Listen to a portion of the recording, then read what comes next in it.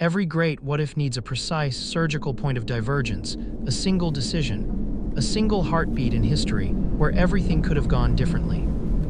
And in the entire legendarium of Middle-earth, I don't think there's a more famous, more agonized-over moment than this one. Isildur, standing at the edge of the cracks of doom, holding the One Ring in his hand, with Mount Orodruin's fire roaring beneath him, and a choice in front of him that would define 3 full ages of the world.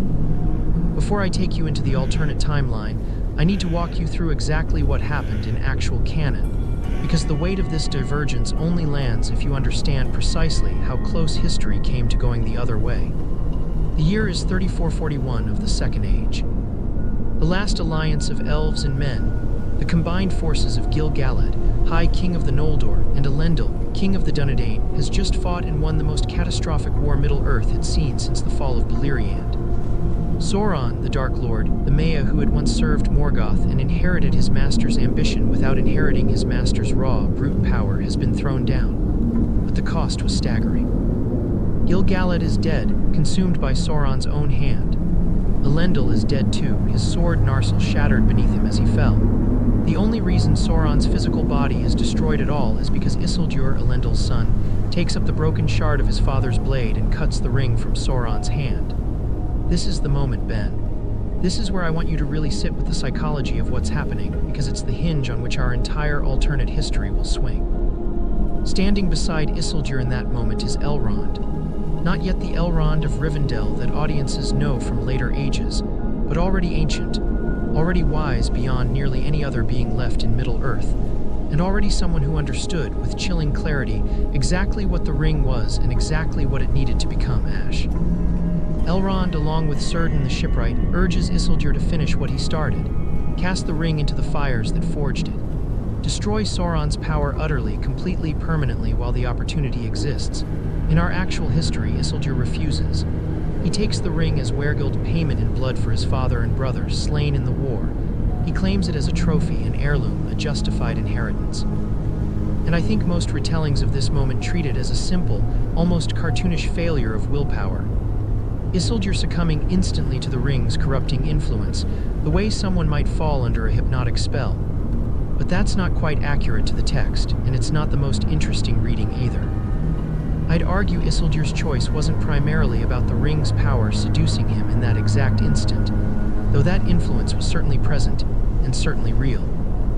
I think it was fundamentally a human choice, made by a grieving, exhausted son who had just watched his father and brother die in a war that had already consumed years of his life. The ring offered him something that felt, in that moment, entirely reasonable, proof that the sacrifice meant something, a tangible symbol of victory to carry home. Tolkien himself, in his letters, described the ring's corruption as working precisely through reasonable-sounding justifications rather than overt evil compulsion, and Isildur's reasoning here is devastatingly reasonable. Why destroy something so powerful when it could instead serve the cause of good? Why discard a weapon when the world remains dangerous? Now, let's pull that thread loose. Let's rewrite this single moment and watch what unravels. In our divergent timeline, Isildur stands at the same precipice, holding the same burning gold band in his bloodied palm. Elrond gives the same counsel, but this time something tips the balance differently.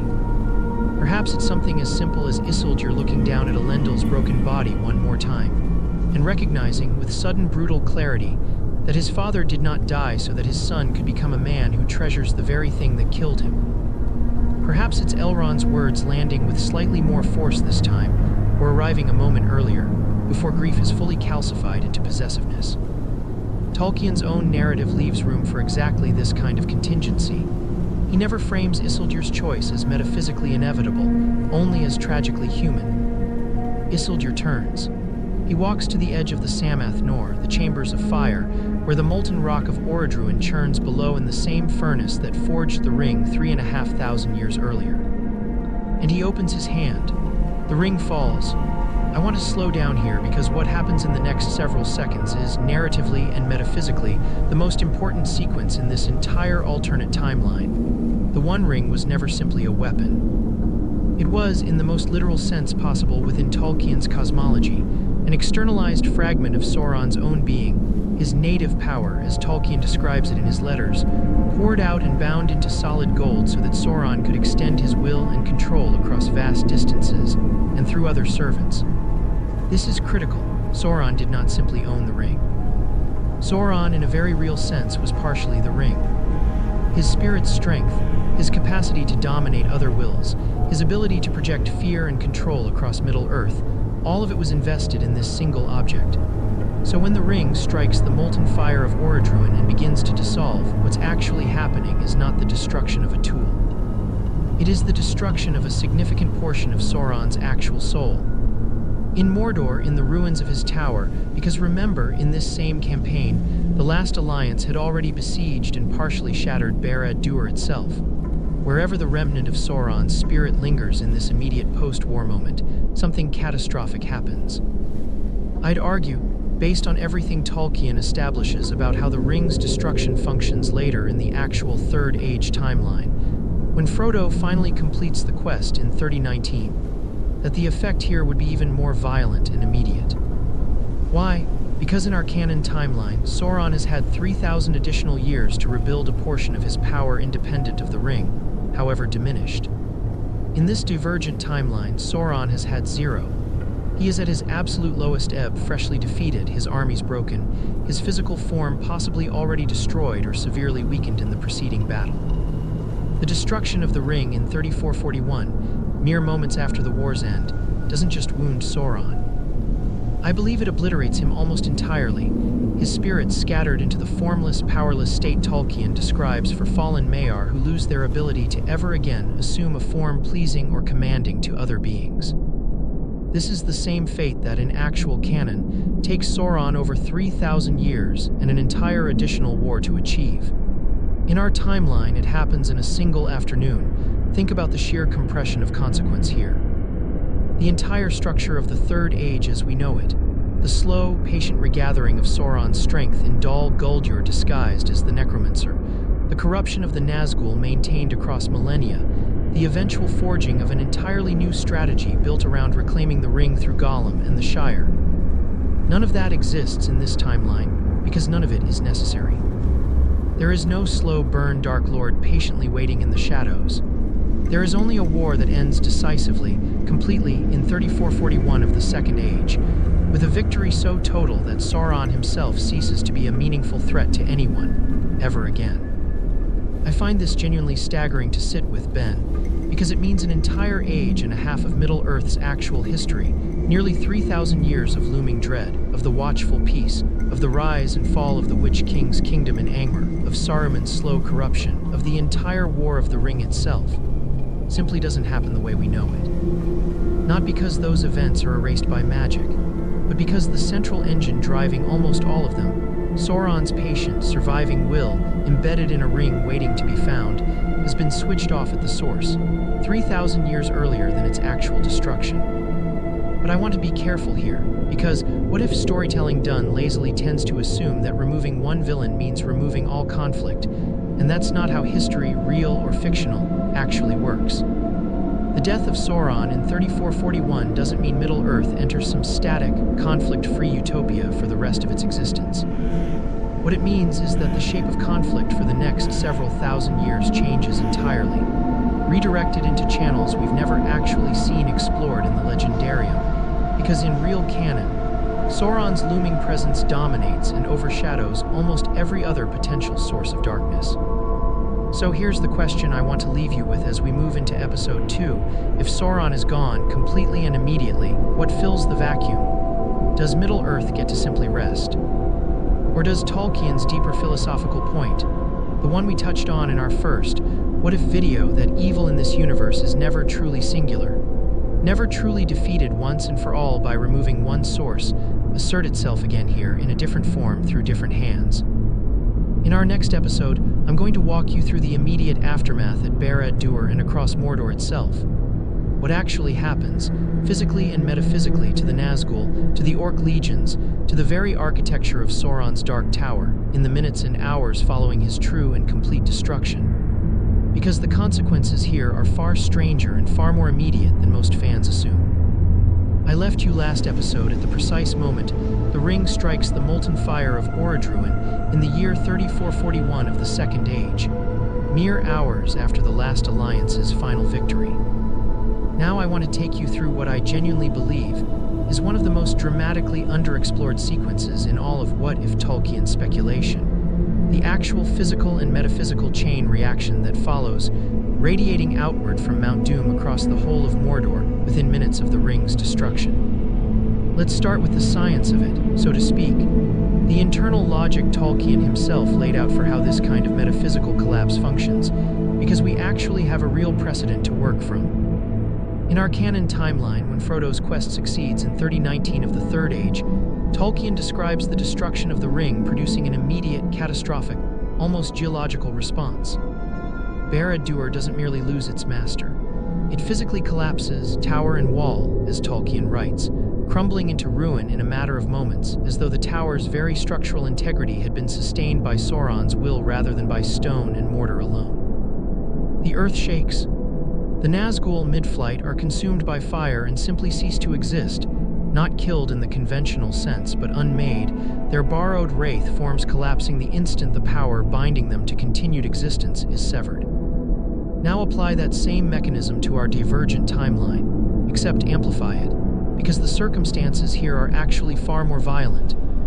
In actual canon, by the time the ring is destroyed in 3019, Sauron has spent 3,000 years quietly rebuilding strength independent of the ring itself, fortifying Barad-dûr, regathering armies, extending his will through Mordor's geography and infrastructure over a vast span of time. So when the ring finally goes into the fire, what collapses is a power structure that has had millennia to entrench itself, but which still depended at its absolute core on that one object. In our timeline, none of that 3,000-year fortification has happened. The ring is destroyed in 3441 of the Second Age, within the same campaign season as the war itself. Sauron's spirit, already grievously weakened by the loss of his physical body at Isildur's hand, and by the broader devastation of the last Alliance's siege, has had no time whatsoever to diversify or anchor his power into anything beyond the ring he poured himself into centuries earlier. I'd argue this means the collapse here isn't just catastrophic. It's total and instantaneous in a way the 3019 destruction wasn't quite able to achieve, precisely because Sauron in 3019 still had 3 millennia of accumulated infrastructure and lesser strength to lose. He had more to fall from. In 3441, there's almost nothing left to catch him, so picture the scene with me. Barad-dûr, the Great Dark Tower, already battered and partially breached by the last Alliance's siege engines, and the sheer numbers thrown against it during the long encirclement, doesn't just crumble, I'd argue it disintegrates almost instantly, the remaining structure collapsing inward in a single, thunderous moment, sending up a column of dust and fire visible for leagues across the blasted plain of Gorgoroth. The foundation stones, which Sauron himself laid using power drawn directly from the same source as the ring, lose whatever sustaining will held them together against the natural decay of ordinary stone and mortar over time. Across Mordor, the effect on Sauron's armies is, I think, the single most dramatic consequence of this entire divergence. In Tolkien's actual cosmology, orcs are bred and shaped specifically to serve as instruments of their master's will. And while they retain independent minds and a capacity for cruelty and fear entirely their own, much of their cohesion as an organized military force depends on a chain of command that ultimately traces back to Sauron's direct authority, whether exercised through the ring or through subordinate commanders like the Nazgûl. The moment Sauron's spirit is shattered and his ringwraiths are unmade, and remember, all 9 Nazgûl, wherever they are at this exact moment, whether in the field or garrisoned within Mordor itself, would suffer the same instantaneous unmaking we see in Canon 3019, since their continued existence as wraiths is entirely dependent on the ring's persistence. The chain of command across the entirety of Sauron's forces doesn't just weaken. It severs completely, all at once, across an army that, unlike in 3019, has just been freshly broken by the last alliance, and has nowhere near the discipline or desperate cohesion that comes from millennia of established hierarchy. I think what follows is less a coordinated retreat and more an absolute rout, orc legions, already reeling from military defeat at the hands of Gil-galad and Elendil's combined forces, suddenly losing whatever psychological and supernatural binding held their chain of command together, descending into chaos, infighting, and mass desertion. Some would flee into the Erd-Lithui and the Ash Mountains to the north, scattering into small warbands that would, over subsequent centuries, become the wandering, disorganized orc populations that plague the wilds of Middle-earth for ages to come. Not as a unified threat, but as scattered, opportunistic raiders, more akin to bandits than to an army. This is actually a really important distinction I want to draw out for you, Ben, because it shapes everything that follows in later episodes. Orcs don't simply cease to exist in this alternate timeline. Tolkien's own moral framework makes clear that even deeply corrupted beings retain some form of independent will and the capacity to persist beyond their creator's direct control.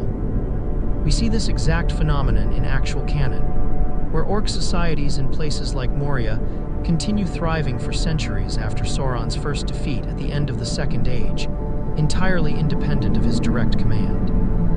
So in our alternate timeline, the immediate military threat of organized Mordor evaporates almost overnight, but the diaspora of broken, leaderless orc warbands doesn't disappear. It just changes character entirely, transforming from an existential civilizational threat into a persistent, low-grade plague of violence and banditry that troubles the borderlands of Gondor, Rivendell, and the Misty Mountains for generations, without ever again coalescing into the kind of unified army capable of threatening the existence of the free peoples outright. Now let's talk about the land itself, because this is where I think the consequences get genuinely strange and somewhat beautiful, in a dark sort of way.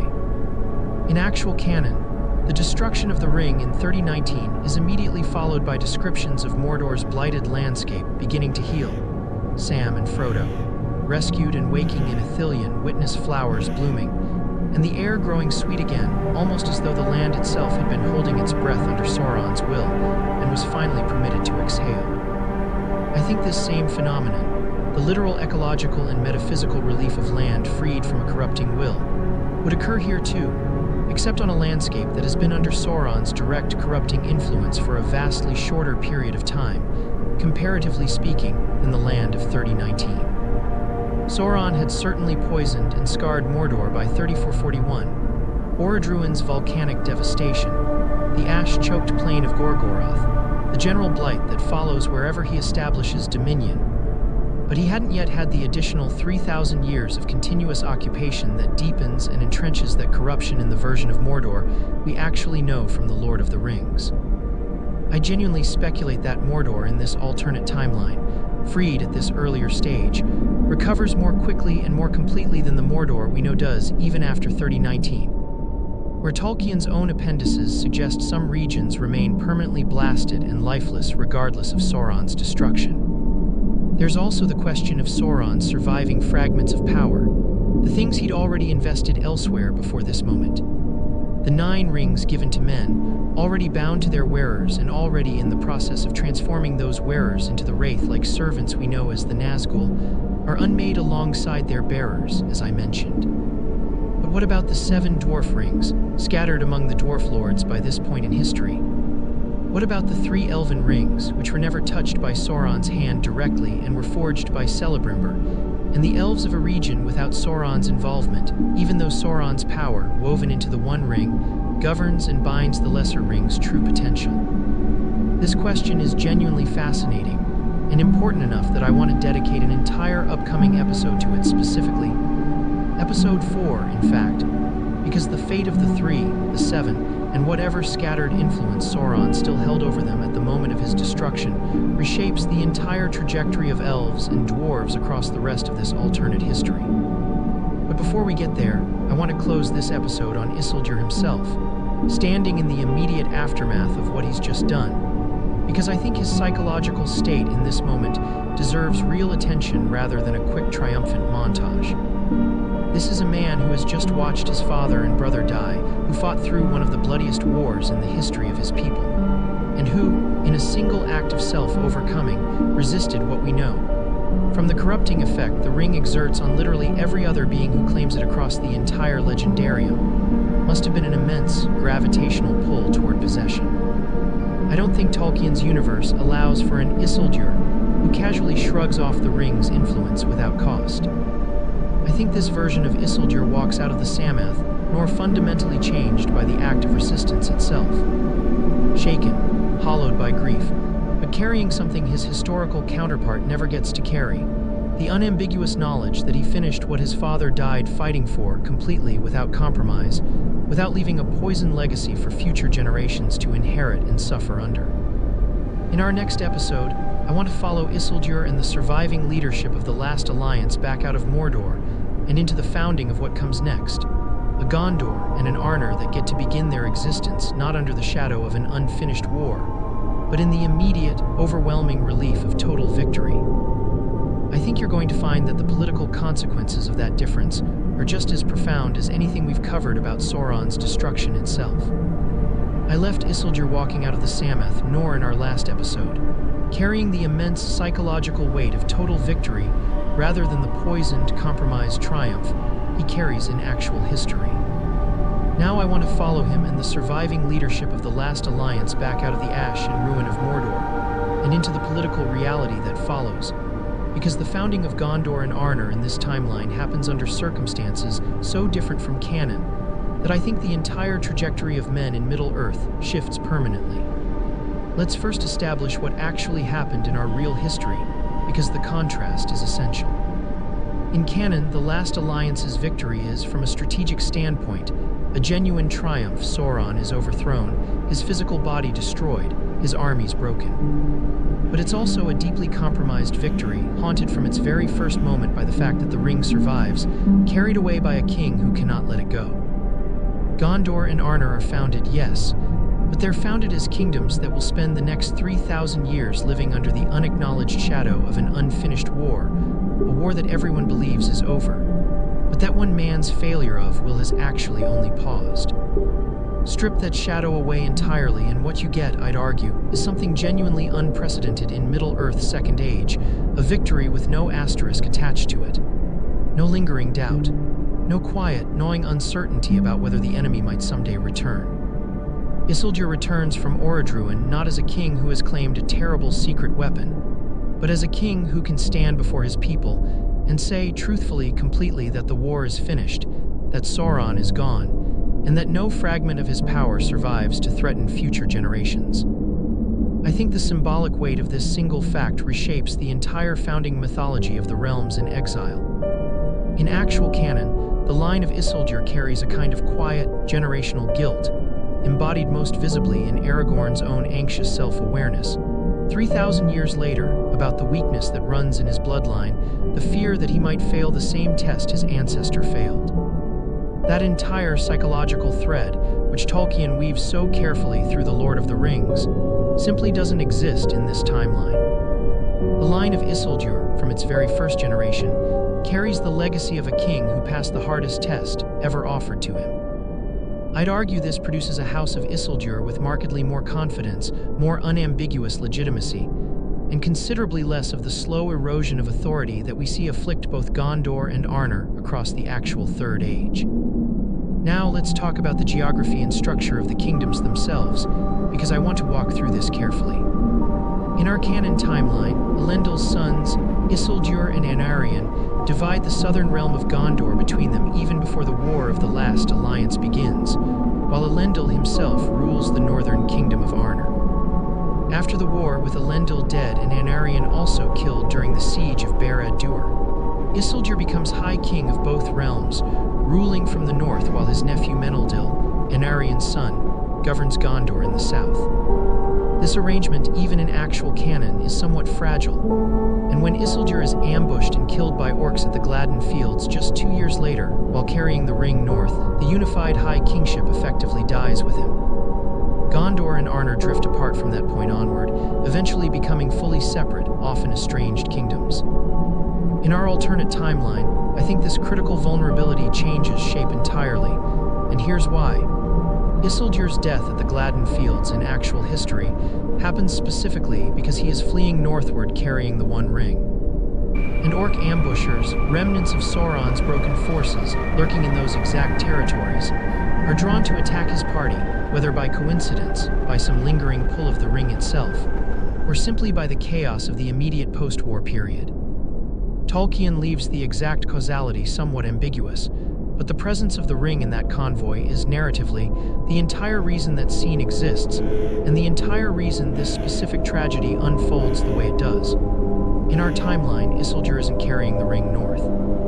There's no glinting golden temptation drawing orc remnants toward his party, no object whose very presence Tolkien's narrative logic treats as almost magnetically dangerous. I don't want to claim Isildur becomes invulnerable to every possible danger. Middle-earth remains a dangerous, chaotic place in the immediate aftermath of any major war, with scattered enemy remnants still active across multiple regions. But I do think the specific, narratively loaded danger that kills him in canon simply isn't present here in the same way. This is exactly the kind of compounding divergence that makes what-if scenarios so interesting to work through. Ben, removing one object doesn't just remove one event, it removes the entire causal chain that object was driving. So let's say Isildur survives his journey north. What does that mean for the structure of the realms in exile going forward? I'd argue you get a genuinely unified high kingship of the Dúnedain, Gondor, and Arnor remaining bound together under a single royal line, rather than splitting into two separate, increasingly distant kingdoms as they do in actual history. This is enormous, Ben, because so much of the tragedy of the Third Age in canon stems directly from this division. Arnor, isolated and unsupported, slowly fractures into three squabbling successor kingdoms, Arthedain, Cardolan, and Rhudaur, which then become easy prey for the Witch-King of Angmar centuries later, eventually leading to the complete extinction of the northern Dúnedain kingdom and the line of kings going into hiding as the unrecognized chieftains of the Dúnedain, a status Aragorn himself still holds at the start of The Lord of the Rings. If the High Kingship remains unified under Isildur and his direct heirs, I think Arnor never fractures into those three weak successor states in the first place. A unified Dúnedain realm, stretching from the Gulf of Lune in the west to the mouths of the Anduin in the south, possesses vastly more military, economic, and political strength than two separate, often quarreling kingdoms. This single structural difference, I'd argue, reshapes nearly every major Third Age conflict we know from canon, and I'm going to dedicate entire later episodes specifically to working through what happens to the Witch-King in Angmar, and to Gondor's various wars and internal strife under these dramatically altered conditions. There's also a cultural and demographic dimension to this divergence that I think deserves attention. The Dúnedain of Arnor in actual canon dwindled dramatically over the centuries, their numbers thinning, their cities abandoned, their culture surviving mostly as scattered rangers wandering the wilderness, protecting a homeland that no longer fully recognizes them. This decline is partly a natural consequence of the general fading of Númenórean blood and longevity that Tolkien establishes as an inevitable, melancholic feature of men's history in Middle-earth. But it's also substantially accelerated by Arnor's political fragmentation and the devastating wars with Angmar that follow from that fragmentation. A unified northern kingdom, never broken into competing successor states, never ground down by centuries of war against the Witch-King, would likely retain considerably more of its population, infrastructure, and cultural continuity deep into the Third Age. I want to be careful not to oversell this into pure utopia, though, because that's not how Tolkien's worldview functions, and it's not how I think this alternate history should function either. Even a unified, triumphant Dúnedain kingdom remains subject to the same long, slow processes of fading and decline that Tolkien treats as essentially inevitable for men in Middle-earth. The gradual dilution of Númenórean blood through intermarriage with lesser men, the slow loss of the longer lifespans and heightened capabilities that marked the early generations of the Dúnedain. Isildur's united kingdom might be considerably stronger and more stable than what we see in canon, but I don't think it escapes Tolkien's deeper thematic insistence that all things in Middle-earth, even the noblest works of men, are subject to time, entropy, and eventual diminishment. The question isn't whether decline happens at all, it's how much slower and how much less catastrophic that decline becomes without the specific traumas of ring-bearing kings, divided kingdoms, and Angmar's centuries-long war of attrition. In our next episode, I want to step back from Gondor and Arnor specifically and address a question that I think deserves its own careful, dedicated treatment. What happens to the 3 elven rings, the 7 dwarf rings, and whatever remains of Sauron's influence over them, the moment his spirit is utterly destroyed in 3441, rather than slowly worn down across 3 additional millennia? Because I think the answer reshapes the fate of elves and dwarves across this entire alternate history, just as profoundly as it's already reshaped the fate of men. I promised you in the last episode that we'd address this question with real care, Ben, because I think it's one of the most metaphysically intricate puzzles in this entire alternate timeline. The Rings of Power were never a simple, uniform set of magic objects. They were a hierarchy deliberately structured, with different origins, different relationships to Sauron's will, and critically for our purposes, different vulnerabilities to what happens when the One Ring is destroyed. So let's go through this systematically, one category at a time, because the answer to what happens to the other rings is genuinely different for each group. Let's start with the 9, since we already touched on their fate in episode 2, but I want to go deeper here. The 9 rings were given by Sauron, during the Second Age, directly to men great lords among elves, dwarves, and men, as the Old Verse tells us. Though the 9 specifically went to men because, as Tolkien explains in his broader writings, men proved the easiest of the free peoples to dominate completely through ring power. Unlike the 3, which were forged by Celebrimbor's hand alone without Sauron's direct involvement, the 9 were either made with substantial input from Sauron, or at minimum, were thoroughly saturated with his teaching and his power during their creation. This is why their bearers transform so completely into the Nazgûl wraiths, whose entire continued existence depends on the ring's power sustaining a kind of unnatural half-life stretched across centuries. When the One Ring is destroyed, the 9 don't just lose their power. Their bearers, already so thoroughly bound to that power that their very physical existence depends on it, are unmade entirely. We covered this collapse in episode 2, and I don't think the mechanism changes here. Whether the ring is destroyed in 3441 or 3019, the Nazgûl's fate is the same instantaneous unmaking because their dependency on Sauron's will is total and direct. The 7, given to dwarf lords, present a genuinely different case, and I think this is where the conversation gets more interesting.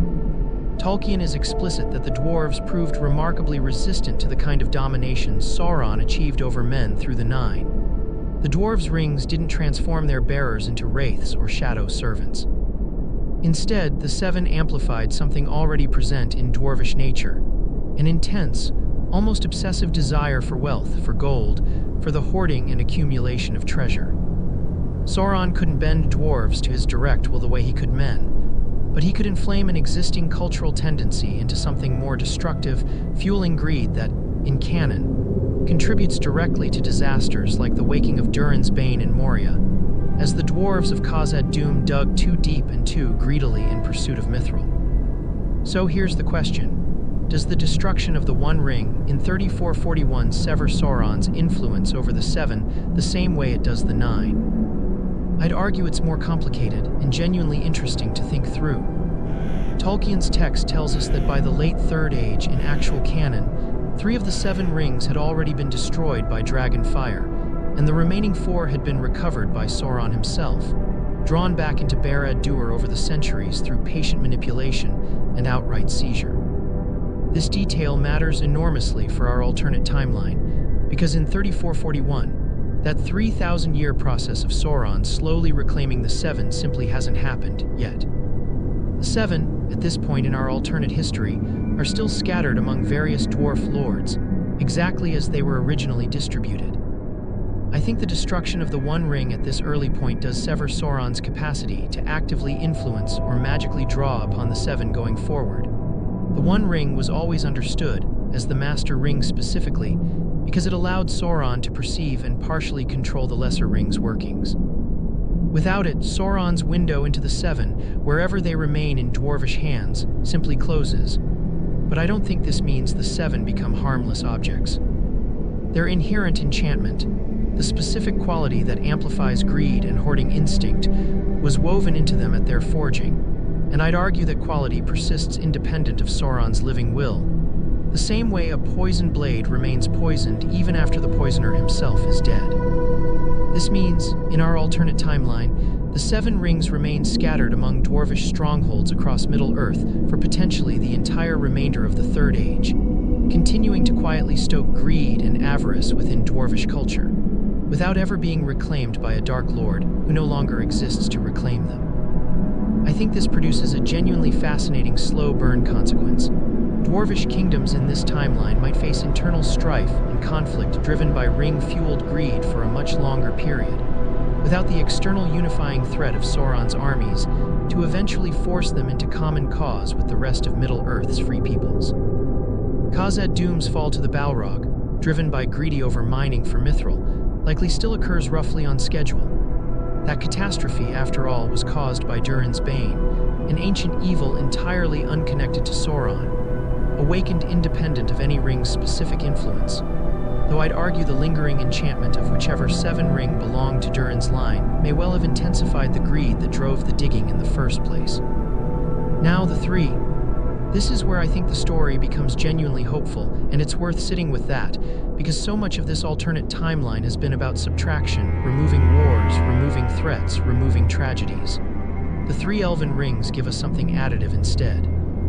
In actual canon, the three, Narya, the Ring of Fire, held by Gandalf for most of the Third Age, though originally given to Círdan; Nenya, the Ring of Water, held by Galadriel; and Vilya, the Ring of Air, held by Elrond, were forged by Celebrimbor in a region without Sauron's direct hand involved in their making, which is precisely why they remain, in Tolkien's own words, the least corrupted of all the rings of power.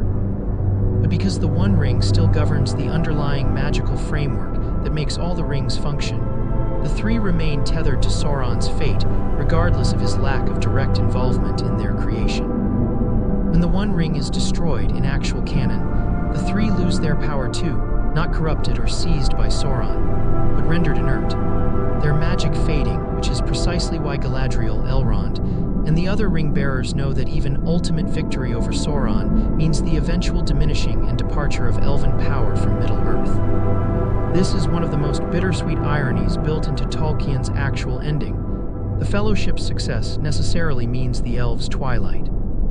Frodo's quest doesn't just defeat Sauron. It also, inadvertently, ends the era of the Three Rings' power, accelerating the fading of elven magic and presence in Middle-earth that was always coming eventually, but that the three had been holding back, preserving places like Lothlórien and Rivendell as pockets of unfading beauty against the slow erosion of time. So here's the question that I think genuinely matters for our alternate timeline. Does this same mechanism apply in 3441, the moment the One Ring is destroyed instead of in 3019? I'd argue yes, and this is one of the most poignant consequences I want you to really absorb, Ben. The Three Rings, even in our triumphant alternate history, still lose their power the instant the One Ring goes into the fire at Orodruin. Celebrimbor's masterworks, the elven rings that preserve Lothlórien's timeless beauty and Rivendell's sanctuary against decay, go inert in 3441 instead of 3019, nearly 3,000 years earlier than in actual canon. This means the elves of Middle-earth face their twilight, their gradual fading and eventual departure, dramatically earlier in this timeline than they do in the history we actually know. Galadriel, Elrond, Círdan, all of them would feel the loss of their rings sustaining power at the very dawn of the Third Age, rather than at its very end. I think this produces a genuinely melancholic counterpoint to everything triumphant we've established so far about men's fate in this alternate history. Mankind gets an earlier, more complete victory and a more stable, unified kingdom. But the elves, in a strange twist of cosmic balance that feels very true to Tolkien's actual thematic instincts, lose their magic and begin their slow march toward the Grey Havens 3,000 years sooner than history actually gave them. I think this is genuinely one of the most interesting threads our alternate timeline produces, because it suggests something Tolkien himself seemed to believe deeply, that even total victory over evil carries cost, that even the most complete defeat of darkness doesn't halt the fundamental, melancholic arc of time's passage and the fading of old, beautiful things. The Three Rings' loss of power was never really about Sauron's malice toward the elves specifically. It was a structural consequence of how the entire ring system was designed, tethered together regardless of intent. Destroying the One Ring early doesn't spare the elves that cost. It just moves the bill forward by 3,000 years.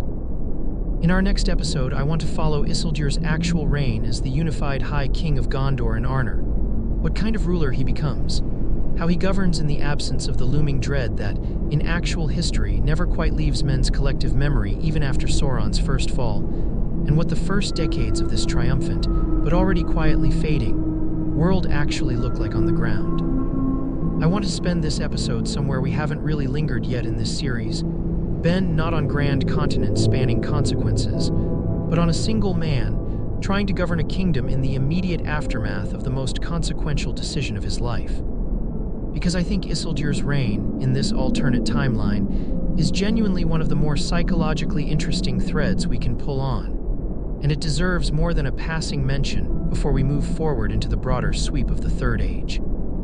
Let's start with what we actually know about Isildur from canon, because Tolkien gives us more material here than people often realize, particularly in unfinished tales, where his early reign and the founding documents of Gondor are discussed in some depth. Isildur was, by most accounts, a capable and thoughtful ruler, not as militarily brilliant perhaps as his father Elendil, but possessed of a strong sense of legal and dynastic order. It's Isildur, after all, who establishes the tradition of the white tree as a dynastic symbol, who plants the sapling of Nimloth in Minas Ithil before the war even begins, and who writes the scroll later known as the Isildur Scroll, the very document that preserves the knowledge of the One Ring's inscription for thousands of years, until Gandalf finally deciphers its significance in Gondor's archives. This is a man with a historian's instinct, a record-keeper's mind, someone deeply concerned with continuity and legitimate succession. In our alternate timeline, I think this aspect of his character becomes the defining feature of his reign, rather than a footnote to it. Consider the psychological starting point. In actual canon, Isildur spends his final 2 years as High King carrying an immense, secret burden, quite literally in the form of the ring itself, but also psychologically in the growing awareness, which Tolkien suggests Isildur himself begins to feel that he has made a grave error. There's a haunting quality to his final recorded writings, a man who senses, even if he can't fully articulate it, that the thing he carries is wrong, dangerous, something he should not have kept. That haunting undercurrent simply doesn't exist in our timeline. This Isildur carries no secret. He governs in the full light of a victory he can speak about openly, without evasion, without the quiet psychological labor of justifying a choice he's not entirely sure he can defend. I think this produces a ruler who is, from his very first days on the throne, considerably more settled, more present, and more capable of investing his full attention into the actual work of statecraft rather than the management of a private, gnawing anxiety. And the work of statecraft, in the immediate aftermath of the War of the Last Alliance, is substantial. Gondor and Arnor, even in victory, are kingdoms that have just endured years of total war. Populations have been displaced. Agricultural production in regions near the war's path has been disrupted. Military infrastructure built for an extended siege campaign needs to be repurposed or dismantled. This is not a glamorous period of history, but it's the kind of unglamorous, structural work that determines whether a kingdom thrives for centuries or quietly stagnates.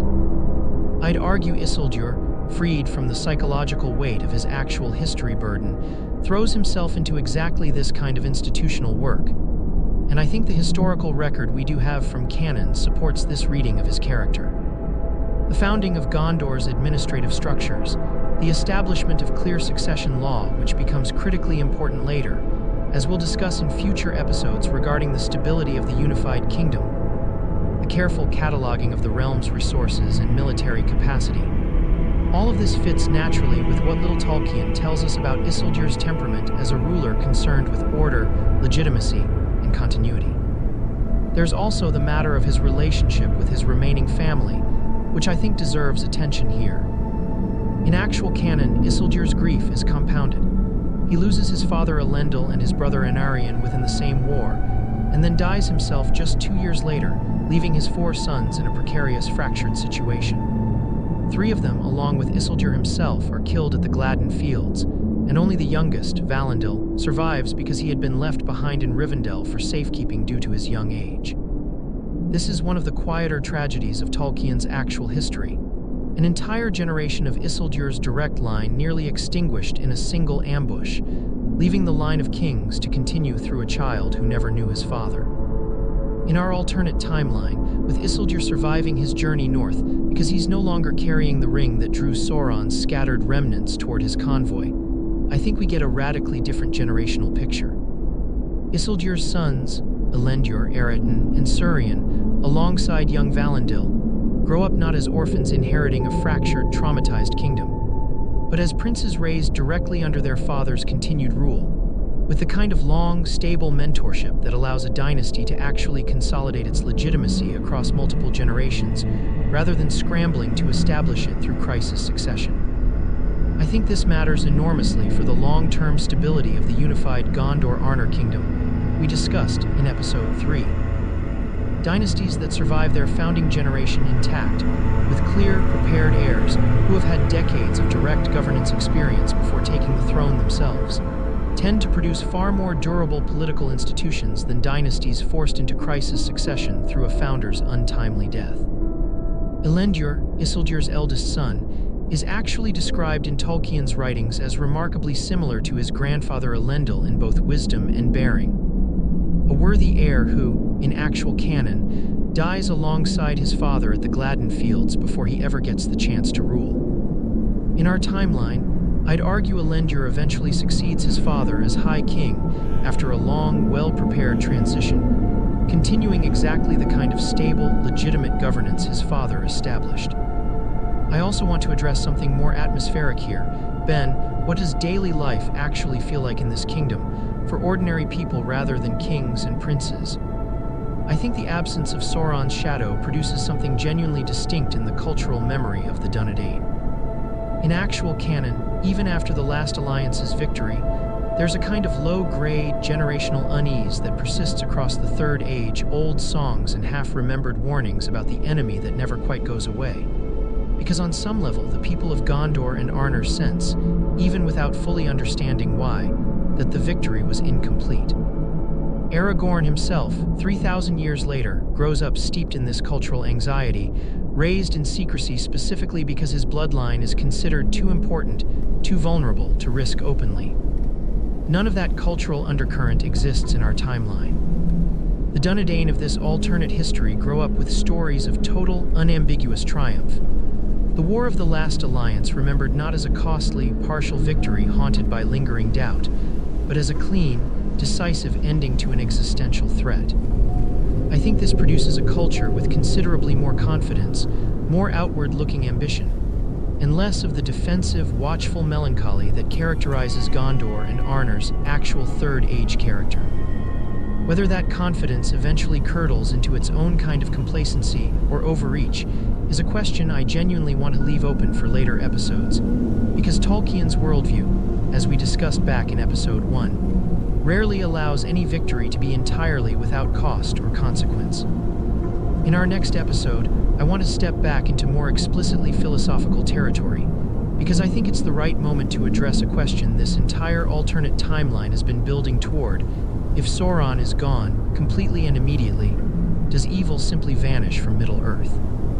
Or does Tolkien's deeper thematic insistence that darkness in this universe is never truly singular, never permanently defeated by removing one source, reassert itself here through different hands in forms we haven't yet considered?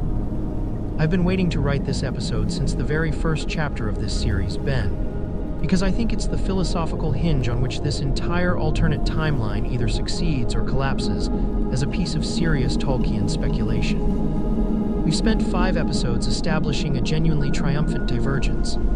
Sauron destroyed completely in 3441 of the Second Age, the Nazgûl unmade, Mordor's armies scattered, a unified Gondor-Arnor kingdom rising under a confident, unburdened Isildur and his intact line of heirs.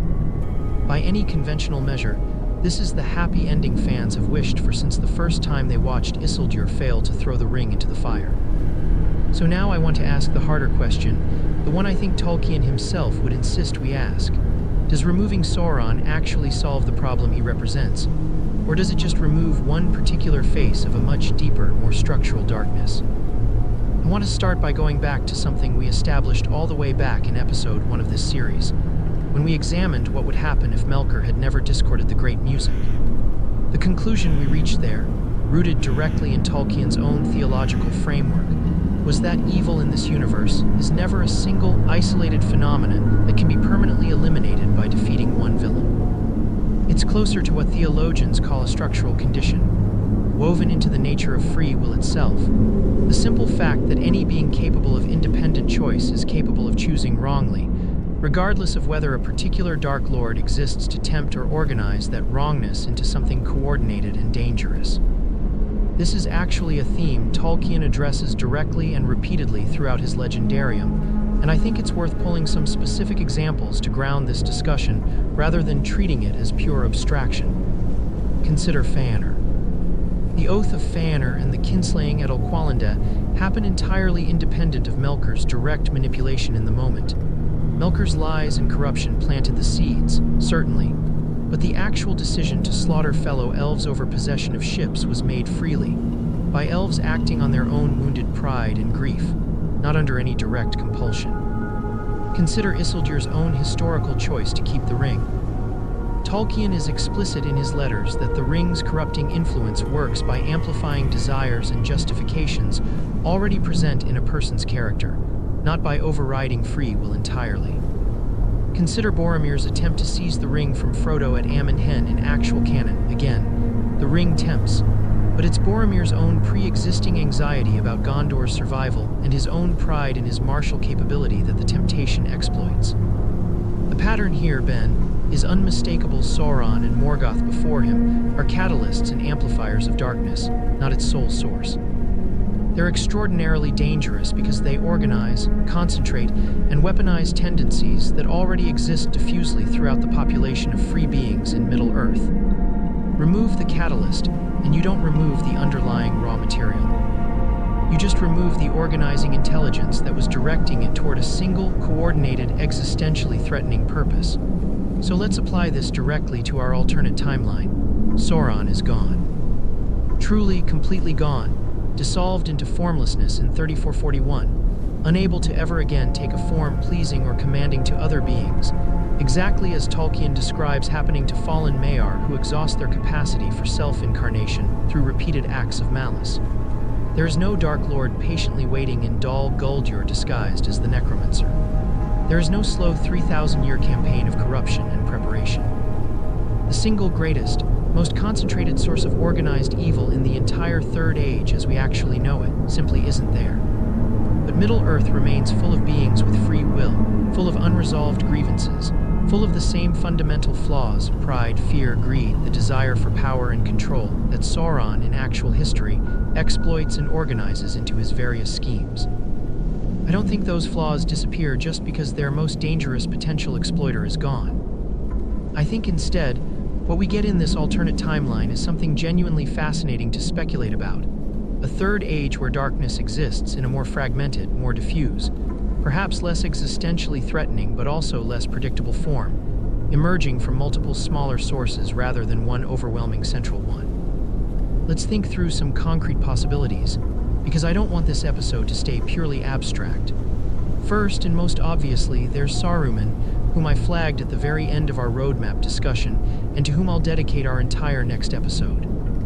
But I want to plant the seed here. Saruman's corruption in actual canon is driven substantially by his growing obsession with understanding Sauron and ring lore, an obsession that eventually curdles into a desire to possess the ring himself and rule in Sauron's place rather than oppose him. Does that specific psychological pathway even exist without Sauron's looming presence to obsess over? I'd argue Saruman's underlying character flaw, a deep, prideful conviction that he alone possesses the wisdom and capability to properly govern Middle-earth's affairs, a conviction the other members of the White Council are too cautious or too sentimental to share, doesn't require Sauron's existence to manifest. It might simply find a different outlet, a different justification, a different path toward the same fundamentally corrupt destination, a wizard who decides he knows better than everyone else and is willing to seize power to prove it. Second, there's the question of men's own internal political conflicts, unfiltered through the unifying external threat that Sauron, paradoxically, provides in actual canon. This is something I think gets underappreciated in standard readings of Tolkien. Sauron's existence as an external existential threat actually functions, across the Third Age, as a kind of forced unifying pressure that keeps Gondor, Arnor's successor states, the Rohirrim, and various other peoples of Middle-earth oriented toward common cause, however imperfectly and however late that unity often comes. Remove that external pressure entirely 3,000 years early, and what fills the vacuum? I genuinely speculate that internal political fragmentation, succession disputes, and resource conflicts between human kingdoms might become considerably more prominent and more violent in this timeline than they are in actual history, precisely because there's no shared external enemy compelling these proud, independent realms toward cooperation. We touched on this slightly in Episode 3 regarding the unified Gondor-Arnor kingdom's stability, but I want to flag that even a unified kingdom isn't immune to this. Internal succession crises, regional rebellions, and court intrigue remain entirely plausible sources of conflict and suffering even in a Middle-earth with no Dark Lord at all.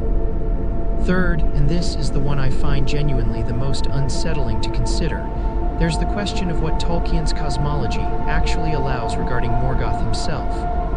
Remember, Ben, Sauron was never the original source of evil in this legendarium. He was Morgoth's lieutenant, his most powerful and most devoted servant, but Morgoth himself, the first and greatest of the fallen Ainur, was bound and cast into the void by the Valar at the end of the First Age, not destroyed. Tolkien's own writings, particularly material touching on the eschatology of his legendarium, suggest the possibility of Morgoth's eventual return at the end of days, in the final cosmic battle sometimes referred to as the Dagor Dagorath. This is genuinely contested and somewhat speculative even within Tolkien's own unfinished writings, but the structural point stands regardless of how literally we take that specific prophecy. Sauron was never the deepest layer of darkness in this universe. He was a servant of something older, something the Valar themselves judged too dangerous to fully destroy, only to imprison. I don't think our alternate timeline's early destruction of Sauron does anything to address that deeper, more foundational source of cosmic evil. If anything, I'd argue it leaves Middle-earth in a strange position, free of its most immediate, most organized threat, but with absolutely no improved defense against whatever older, deeper darkness Morgoth's legacy might eventually represent, whether through direct return or through other servants and influences that outlast Sauron's particular fall. So where does this leave us, philosophically? I want to be careful here not to undersell the genuine, profound good that's been achieved in this timeline. The destruction of Sauron in 3441 saves an almost unimaginable amount of suffering, no centuries of which King Terror in the north, no War of the Rings' devastating final campaign, no millions of lives lived under the accumulated dread of a returning Dark Lord. That's not nothing. That's an enormous, genuine victory, and I don't want this episode's more sobering conclusions to obscure that. But I think Tolkien's own deepest instincts about the nature of evil would insist that this victory is partial, not absolute, that it changes the shape and timing of darkness in Middle-earth rather than eliminating darkness as a category of experience entirely. The free peoples of this alternate timeline get to live without the specific, named horror of Sauron. They don't get to live without conflict, without moral failure, without the ordinary human and elvish and dwarvish capacity for pride, greed, and cruelty that Sauron, in actual history, merely organizes and exploits rather than creates from nothing. In our next episode, I want to follow this thread directly into Saruman, because I think he represents the single most plausible candidate for exactly the kind of redirected, decentralized darkness we've been discussing here. Without Sauron's looming presence to define himself against, without the specific temptation of ring lore obsession that drives his actual canon fall, what does Saruman the White become in a Middle-earth with no Dark Lord left to oppose or to emulate? I want to begin this episode with a question that I think cuts right to the heart of who Saruman actually is, beneath all the wizard's robes and the White Council politics. Was Saruman ever really opposed to Sauron, in the deepest sense? Or was he always more accurately understood as a rival? Because I think the answer to that question determines almost everything about how this character develops in a timeline where his supposed enemy is destroyed 3,000 years before their conflict ever has the chance to mature into what we witness in actual canon. Let's establish who Saruman actually was, structurally, within Tolkien's cosmology. Because I think pop culture flattens him into a generic wizard who turns evil archetype in a way that misses what makes his fall genuinely interesting. Saruman, whose true name among the Maiar was Kirumo, was sent to Middle-earth as one of the Astari, the order of wizards dispatched by the Valar specifically to counsel and assist the Free Peoples in their resistance against Sauron, without directly imposing their will through overt displays of power. He was, by every account Tolkien gives us, the head of this order, the wisest and most skilled of the Astari, chosen by Saruman himself before his departure from Valinor, specifically because he had studied the lore and methods of Sauron and Melkor more deeply than any of his peers. A detail that, in hindsight, reads as almost tragically foreshadowing. This is the seed I want you to hold on to, Ben, because I think it's the single most important fact about Saruman's psychology, his entire identity. His entire claim to authority and respect among the Astari and the White Council was built on his expertise regarding the enemy. He was the ring lore scholar. He was the one who understood Sauron's methods, his history, his patterns of thought better than anyone else opposing him. In actual canon, this expertise becomes the very thing that corrupts him. His prolonged, obsessive study of Sauron's ways, conducted ostensibly in service of defeating the enemy, gradually transforms into something closer to admiration, then emulation, then outright desire to seize the same kind of absolute power for himself, convinced that he alone possesses the wisdom to wield it properly where Sauron supposedly could not. Now, strip Sauron out of the equation entirely, 3,000 years before any of this gradual corruption has the chance to develop. What happens to a being whose entire sense of purpose and identity was built around opposing and understanding a threat that, in this timeline, simply doesn't exist? I think there are two genuinely plausible paths here, and I want to walk through both, because I don't think the answer is obvious or singular. The first possibility is that Saruman, denied his defining adversarial purpose, never develops the specific psychological arc that corrupts him in actual canon. Remember, the Astari aren't dispatched to Middle-earth until roughly the year 1000 of the Third Age, according to Tolkien's chronology, which means in our alternate timeline, Saruman's arrival happens into a Middle-earth that has already been free of Sauron's shadow for over 2,000 years. There's no slow-burning necromancer in Dol Guldur for him to investigate. There's no growing dread among the White Council that demands his particular expertise. In this version of events, I'd argue Saruman might simply never find the specific catalyst that, in actual history, sets his fall in motion. Without an active, organizing evil to study and gradually become fascinated by, his considerable intellect and ambition might find entirely different, less catastrophic outlets. Perhaps genuine scholarship. Perhaps a role advising the unified Gondor-Arnor kingdom we discussed in Episode 3. Perhaps simply a long, relatively uneventful tenure as the wisest counselor in a world that doesn't desperately need saving. But I don't think this is actually the more compelling, or frankly the more Tolkien-faithful, reading of this character. Because here's the thing, Ben, I don't believe Saruman's corruption was ever purely reactive, purely a response to Sauron's existence. I think it was always latent within his character, a pride that needed an outlet, not a threat that created the pride from nothing. Tolkien himself, in his letters, describes Saruman's fundamental flaw as a desire for power's sake, combined with a deep impatience with the slower, more painstaking methods the Valar instructed the Astari to use. This is a being who, even in actual canon, grows frustrated specifically with the restraint required of his mission, the instruction to counsel and persuade rather than to command and dominate directly. That frustration, that impatience with his own limited authority, doesn't strike me as something contingent on Sauron's existence. It strikes me as a fundamental character trait, the same kind of prideful conviction in one's own superior wisdom that we've seen drive corruption throughout this entire legendarium, from Fëanor to Isildur's actual history choice to keep the ring. So in this second, and I think more psychologically honest, reading, I'd argue Saruman still falls, just along a different path, redirected by the absence of his original antagonist into a more diffuse, more self-generated form of ambition.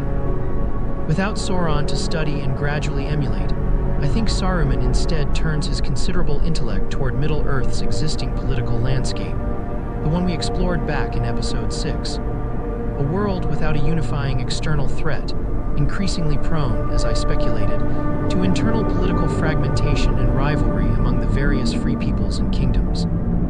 Picture this: Ben, a brilliant, prideful Maya, denied his original adversarial purpose, settling into Isengard, which he still claims and fortifies in this timeline, I'd argue, for many of the same reasons he does in actual canon, namely its strategic value and the ancient Númenorian Tower of Orthanc already standing there, an irresistible draw for a being obsessed with mastery and control. Without Sauron's looming presence to define himself in opposition to, I think Saruman instead begins to position himself as a kind of alternative authority to the unified Dúnedain kingdom itself, not through open warfare initially, which would be far too crude and far too obviously villainous for a being of his cunning, but through the same patient, persuasive influence building that he uses in actual canon to corrupt the Council of Rohan and undermine Gondor's defenses from within. This is where I think the story gets genuinely interesting to speculate about, because Saruman's actual canon strategy, infiltrating and corrupting existing power structures through advisors like Grima Wormtongue, rather than building an independent army from scratch until very late in his fall, suggests a being who understands that direct confrontation against established, legitimate power is far less effective than patient subversion from within. In our timeline, with a unified, confident, militarily strong Gondor-Arnor kingdom established under Isildur's intact line, as we discussed across episodes 3 and 5, I think Saruman would face a far more formidable, far more centrally organized target than the divided, weakened Gondor and barely surviving Arnor we see in actual canon by the late Third Age. I genuinely speculate that this might actually constrain Saruman's ambitions considerably compared to what he achieves in real history. A wizard attempting to subvert a strong, unified, confidently governed kingdom faces a much steeper challenge than one exploiting the genuine desperation and institutional decay of a Gondor that's been fighting a losing, centuries-long defensive war against external threats. Saruman's actual canon corruption of Theoden through Wormtongue succeeds specifically because Rohan, by that point, is isolated, embattled, and increasingly paranoid. Fertile ground for exactly the kind of patient psychological manipulation Saruman specializes in. A more stable, more confident political landscape, I'd argue, simply offers fewer of the specific vulnerabilities Saruman's particular methods are designed to exploit. This doesn't mean Saruman becomes harmless. I think it means his ambitions, denied easy targets, might instead manifest through more esoteric channels.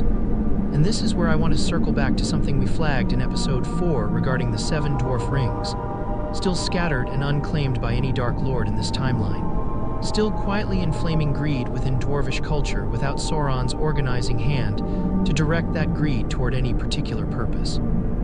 I genuinely speculate that a being of Saruman's intellect and patience, denied his original adversarial purpose and facing a politically stable human kingdom resistant to his usual methods, might instead turn his attention toward exactly this kind of scattered, leaderless magical residue, ring lore that no one else in Middle-earth fully understands or appreciates, sources of power that remain unclaimed precisely because the being who would otherwise have claimed them centuries ago no longer exists.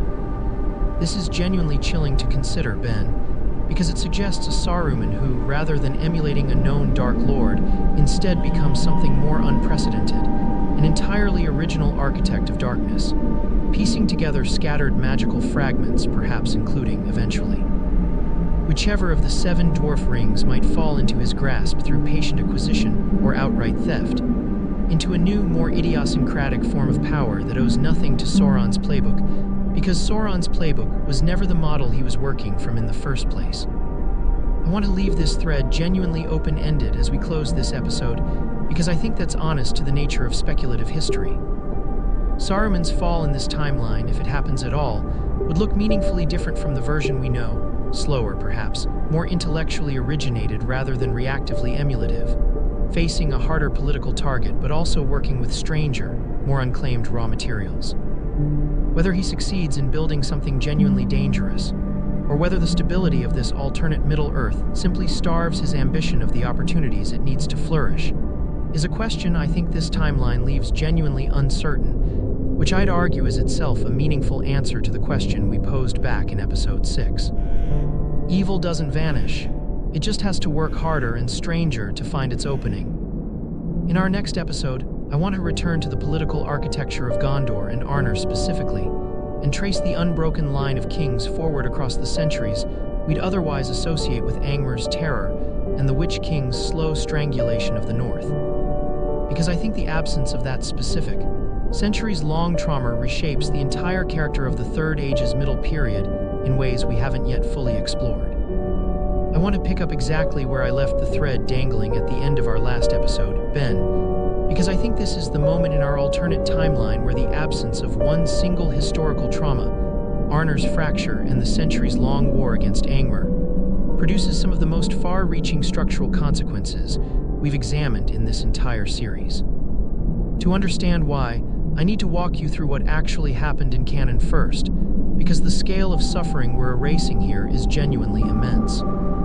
In actual history, roughly 1,000 years into the Third Age, the unified Kingdom of Arnor, already weakened by the death of the High Kingship after Isildur's death at the Gladden Fields, as we discussed back in episode 3, fractures permanently into three smaller, rival successor kingdoms, Arthedain in the northwest, Cardolan in the south, and Rudor in the east. This division happens because of a succession dispute among the descendants of King Eärendil, each of his sons claiming a portion of the realm rather than accepting a single unified heir. It's an entirely self-inflicted wound, Ben, not caused by external invasion or magical corruption, but by the same kind of prideful, fractious dynastic squabbling that has broken kingdoms throughout real human history. This fracture is precisely the opportunity Sauron exploits, in actual canon, by establishing the Witch-King of Angmar as a deliberate instrument of Arnor's destruction.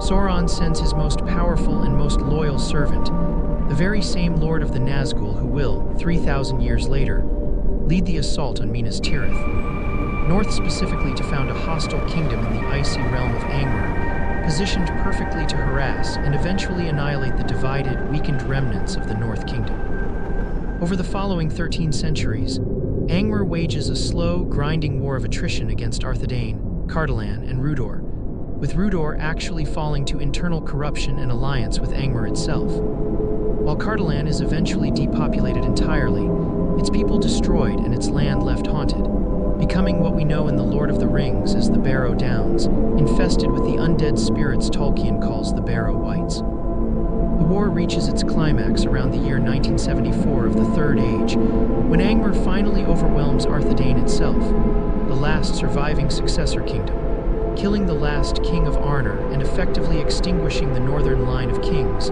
as a ruling dynasty. The line survives only through the institution of the chieftains of the Dúnedain, a diminished, hidden lordship over a scattered, wandering people, the Rangers of the North, who maintain their bloodline and their vigilance in secret for the next 1,000 years, completely unrecognized by the wider world, protecting a homeland that has forgotten they exist. This is literally the situation Aragorn is born into, nearly 1,000 years later, heir to a kingdom that technically still exists in bloodline and legal claim, but that has no land, no throne, no recognized authority, and a population that has largely forgotten the old North Kingdom ever existed at all. Now I want you to hold all of that in your mind, Ben, because in our alternate timeline, this entire 1,300-year catastrophe simply doesn't happen. Not because Sauron is somehow prevented from sending the Witch King north, but because the Witch King himself, as one of the 9 Nazgûl, was unmade entirely the instant the One Ring was destroyed in 3441 of the Second Age, as we established back in episode 2. There is no Witch King to send anywhere. There is no Angmar founded as an instrument of deliberate, patient malice, because the entity who would have founded it has ceased to exist roughly 400 years before the historical founding of Angmar would have even begun. This is, I think, one of the single largest compounding consequences in our entire alternate history, and I want to make sure you appreciate the sheer scale of what's being prevented here. We're not just talking about one battle or one war avoided. We're talking about 13 centuries of continuous, grinding conflict, the complete extinction of an entire kingdom's worth of people, the permanent loss of Cardolan as a living, populated realm, the transformation of the Barrow Downs into a haunted wasteland, and the reduction of an entire royal line to 1,000 years of hidden, landless wandering. All of that in this timeline simply never occurs. But I want to push past simply cataloging what's avoided, because I think the more interesting question is what actually happens instead, across these same centuries, in a kingdom that doesn't fracture in the first place. Remember, we established in Episode 3 that Isildur's survival, free of the ring that drew danger toward his convoy at the Gladden Fields, likely prevents the early death that, in actual canon, decapitates the unified High Kingship just 2 years after its founding. We also established in Episode 5 that Isildur's reign, freed of the psychological burden of his historical choice, produces a more stable, more confident dynasty, with his son Elendil succeeding him through a proper, well-prepared transition rather than crisis succession. I'd argue this pattern of stable, confident, properly prepared succession likely continues across the generations that would otherwise culminate in the succession dispute among Eärendur's sons around the year 861 of the Third Age in actual canon. Here's why I think this matters structurally.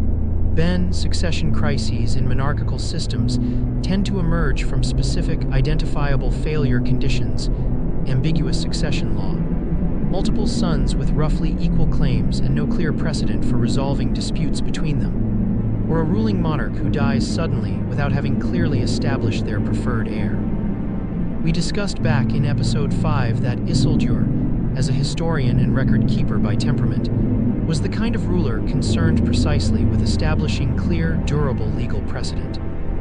I'd argue a kingdom founded with that kind of careful attention to succession law, and reinforced by multiple consecutive generations of stable, non-crisis transitions, develops considerably stronger institutional resistance to exactly the kind of fractious dynastic dispute that splits Arnor in actual history. This doesn't mean I think the unified Gondor-Arnor kingdom becomes some kind of static, eternally harmonious monolith. That would violate everything we discussed back in Episode 6 about Tolkien's deeper insistence that internal political conflict doesn't require Sauron's existence to occur.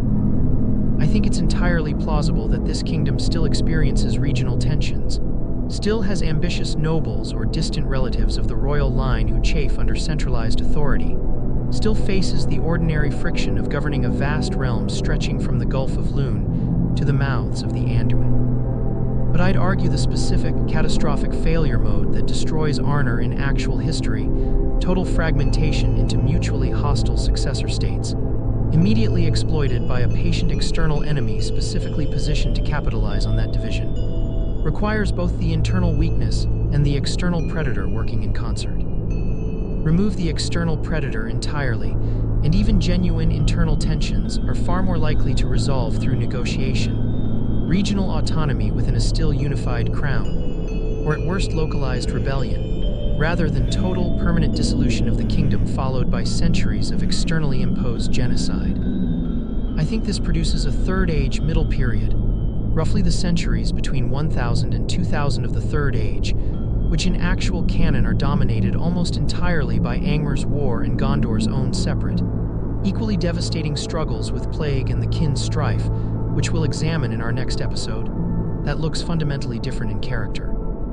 Instead of a long, grinding story of decline, fragmentation, and externally imposed suffering, I'd argue this period in our timeline more closely resembles a genuine golden age of consolidation, infrastructure development, demographic growth unhampered by war losses, the kind of long-term cultural and architectural flourishing that Tolkien associates with Gondor's earliest, most glorious centuries in actual canon, before plague and civil war begin its long, slow decline. In our next episode, I want to examine whether Gondor specifically still experiences the catastrophic Great Plague and the kin strife civil war that devastated independently of Arnor's fate in actual history. Because I think these crises, unlike Angmar's war, may have causes substantially less tied to Sauron's direct influence, and might still occur in some form even in our triumphant alternate timeline, raising genuinely difficult questions about how much of Middle-earth suffering Sauron's existence actually explains.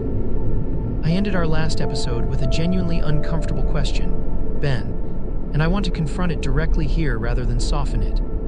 Does Gondor still suffer the Great Plague and the catastrophic civil war known as the Kin Strife in this alternate timeline, even with Sauron destroyed 17 centuries before either crisis would occur in actual history? Because if the answer is yes, and I think, after working through the actual causes of both events, that it largely is, then this episode becomes the moment our triumphant alternate history has to reckon honestly with its own limits. Let's establish what actually happened in canon, because both of these catastrophes deserve careful examination on their own terms before we can determine how much of their cause traces back to Sauron at all. The Great Plague strikes Gondor in the year 1636 of the Third Age, sweeping in from the east and devastating the realm's population on a scale that Tolkien describes in genuinely apocalyptic terms. Entire cities depopulated, including Osgiliath, Gondor's ancient capital, which never fully recovers and is eventually abandoned as the seat of government in favor of Minas Anor. The plague kills King Telemnar and all his children, along with the White Tree itself, which withers and dies from the same affliction, leaving Gondor without an heir to its planted symbol of legitimacy for years afterward. This is, by any measure, one of the single most devastating events in the entire history of the realms in exile. And crucially, Ben, Tolkien gives us no indication whatsoever that Sauron is responsible for it.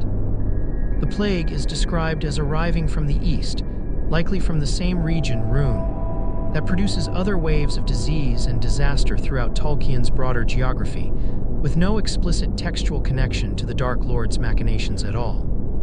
This matters enormously for our alternate timeline, because it means the plague isn't one of the conflicts we can plausibly erase through Sauron's early destruction. If anything, I think this episode forces us to confront something genuinely sobering about the nature of what-if speculation itself. Not every catastrophe in Middle-earth's history can be traced back to a single villain, no matter how satisfying that narrative simplicity might feel. Tolkien's world, like the real world it was partly modeled on, includes disasters that are simply structural, environmental, biological.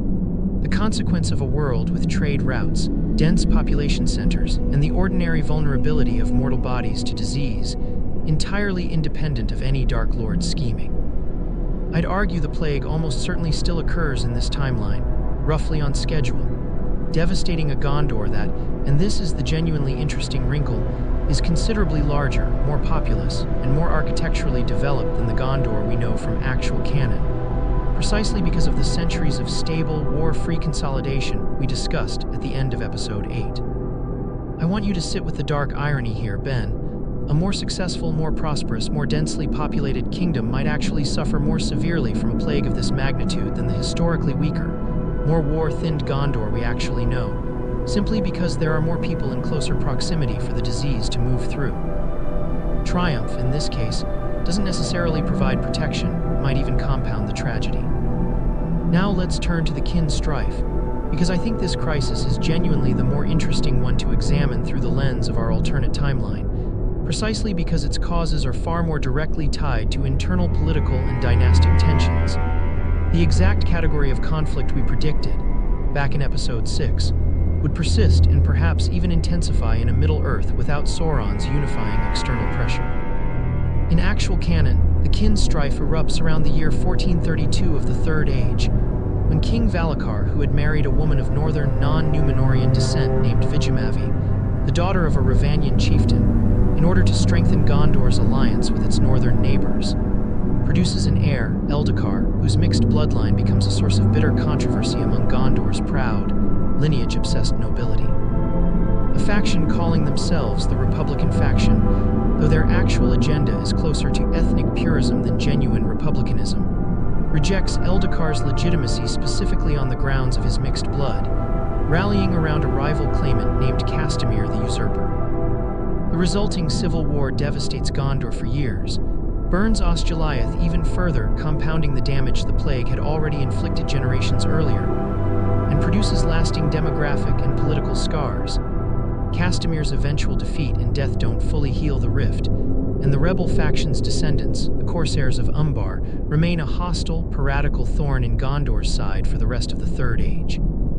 I want to examine this through exactly the framework we built back in Episode 6, because I think the kin strife is almost a perfect case study for the argument we made there.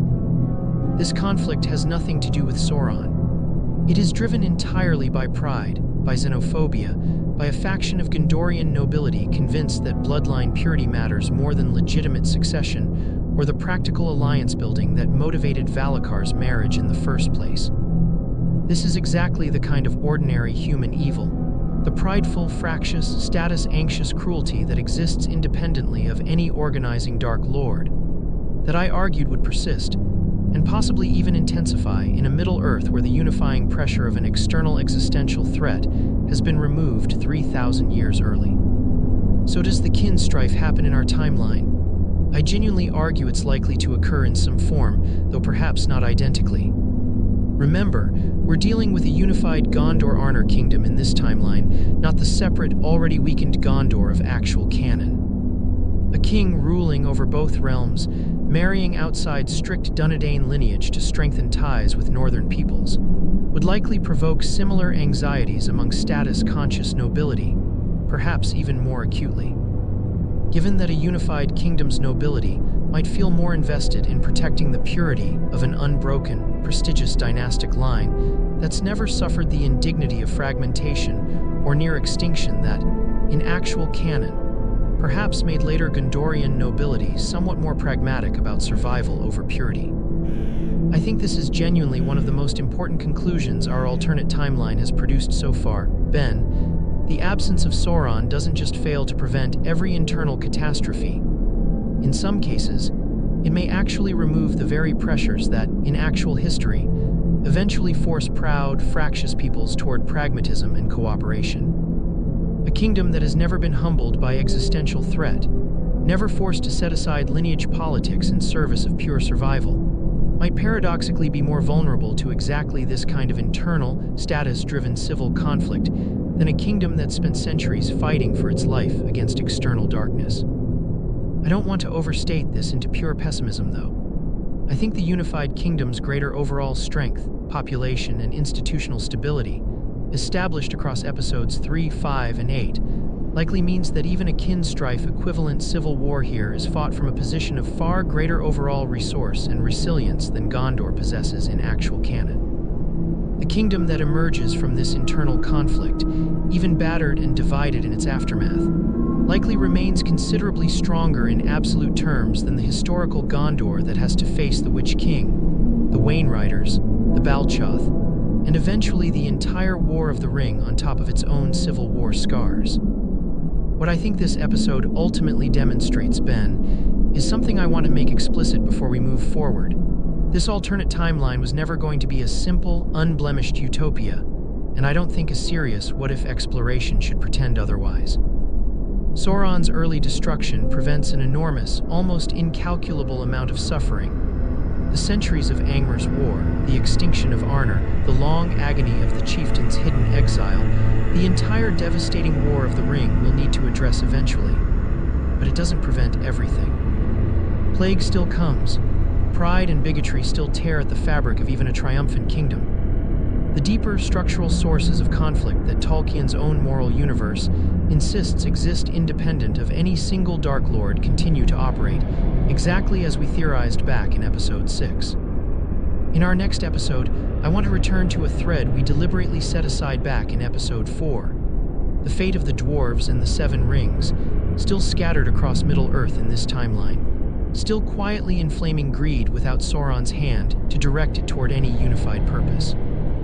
I think it's time we examine what centuries of that lingering, undirected corruption actually does to dwarvish civilization when no external force ever arrives to either weaponize or resolve it. I left this thread deliberately dangling all the way back in Episode 4, Ben, and I think it's time we finally pull on it properly, because I believe the centuries of undirected, unclaimed magical corruption sitting quietly among dwarvish kingdoms in this timeline represents one of the strangest and most under-examined consequences of our entire divergence point. Let me remind you exactly where we left things. The Seven Rings, originally given to dwarf lords by Sauron during the Second Age, retain their inherent enchantment, that specific quality of amplifying greed, possessiveness, and the obsessive hoarding of treasure. even after Sauron's spirit is utterly destroyed in 3441. The rings don't stop working, they simply stop being directed by anyone. I want to start by establishing what this actually means structurally, because I think the distinction between a directed and an undirected curse is genuinely important to Tolkien's broader cosmology. In actual canon, Sauron's relationship with the Seven, even after he loses direct possession of most of them, still involves a kind of ongoing strategic intent. Tolkien tells us that over the centuries of the Third Age, Sauron patiently works to reclaim the surviving rings. Recognizing their value not as instruments of direct domination over dwarves, who proved too stubborn and self-contained to be properly enslaved by them, but as raw magical assets, sources of power he can strip back down and incorporate toward his broader purposes. This is why, by the time of the Lord of the Rings, 4 of the 7 have already been recovered into Barad-dûr's vaults, while 3 were destroyed by dragon fire, Smaug's horde among them, almost certainly containing at least one ring that perished alongside so much else when the dragon consumed Erebor. In our alternate timeline, none of that reclamation project ever begins. Sauron is gone before he has the chance to even start patiently maneuvering toward recovering the 7. This means, I'd argue, that all 7 of the original rings remain scattered among dwarvish hands, or at least among dwarvish hordes, since rings can certainly be lost, buried, or fall into dragon possession without active reclamation by any outside power, for a vastly longer stretch of the Third Age than in actual history. So what does several thousand years of undirected, ownerless greed magic actually do to dwarvish civilization? I think this is genuinely worth working through carefully, because I don't believe the effect is uniform or simple. Let's start with Khazad-dûm, which I touched on briefly back in episode 4. The fall of Moria to Durin's Bane is, in actual canon, fundamentally an accident of greed. The dwarves of Khazad-dûm, driven by their hunger for mithril, dig too deep beneath the misty mountains and awaken a Balrog that has lain dormant since the First Age, an ancient evil entirely unconnected to Sauron's schemes. I argued back in episode 4 that the lingering enchantment of whichever 7 ring belonged to the line of Durin likely intensifies exactly this kind of greedy over mining, and I want to extend that argument further here. I think Khazad-dûm's fall in our timeline likely still happens, roughly on schedule, around the year 1980 of the Third Age. And I'd actually argue it might happen with a kind of grim, undiminished inevitability, because there's no external Sauron-driven catastrophe diverting dwarvish ambition or attention elsewhere. With Angmar never founded, with the Witch-King's centuries of terror in the north never occurring, dwarvish kingdoms in this timeline are likely more stable, more prosperous, and have more resources and manpower to dedicate purely to the kind of ambitious, deep mining expansion that ultimately dooms Khazad-dûm in actual history. This is, I think, a genuinely important and somewhat counterintuitive conclusion. Then, greater overall prosperity and stability among the dwarves might actually accelerate rather than prevent this particular catastrophe. A wealthier, more secure Khazad-dûm has more incentive and more capability to dig deeper, faster, more aggressively in pursuit of mithril, precisely because there's no external threat forcing caution or conservative resource management.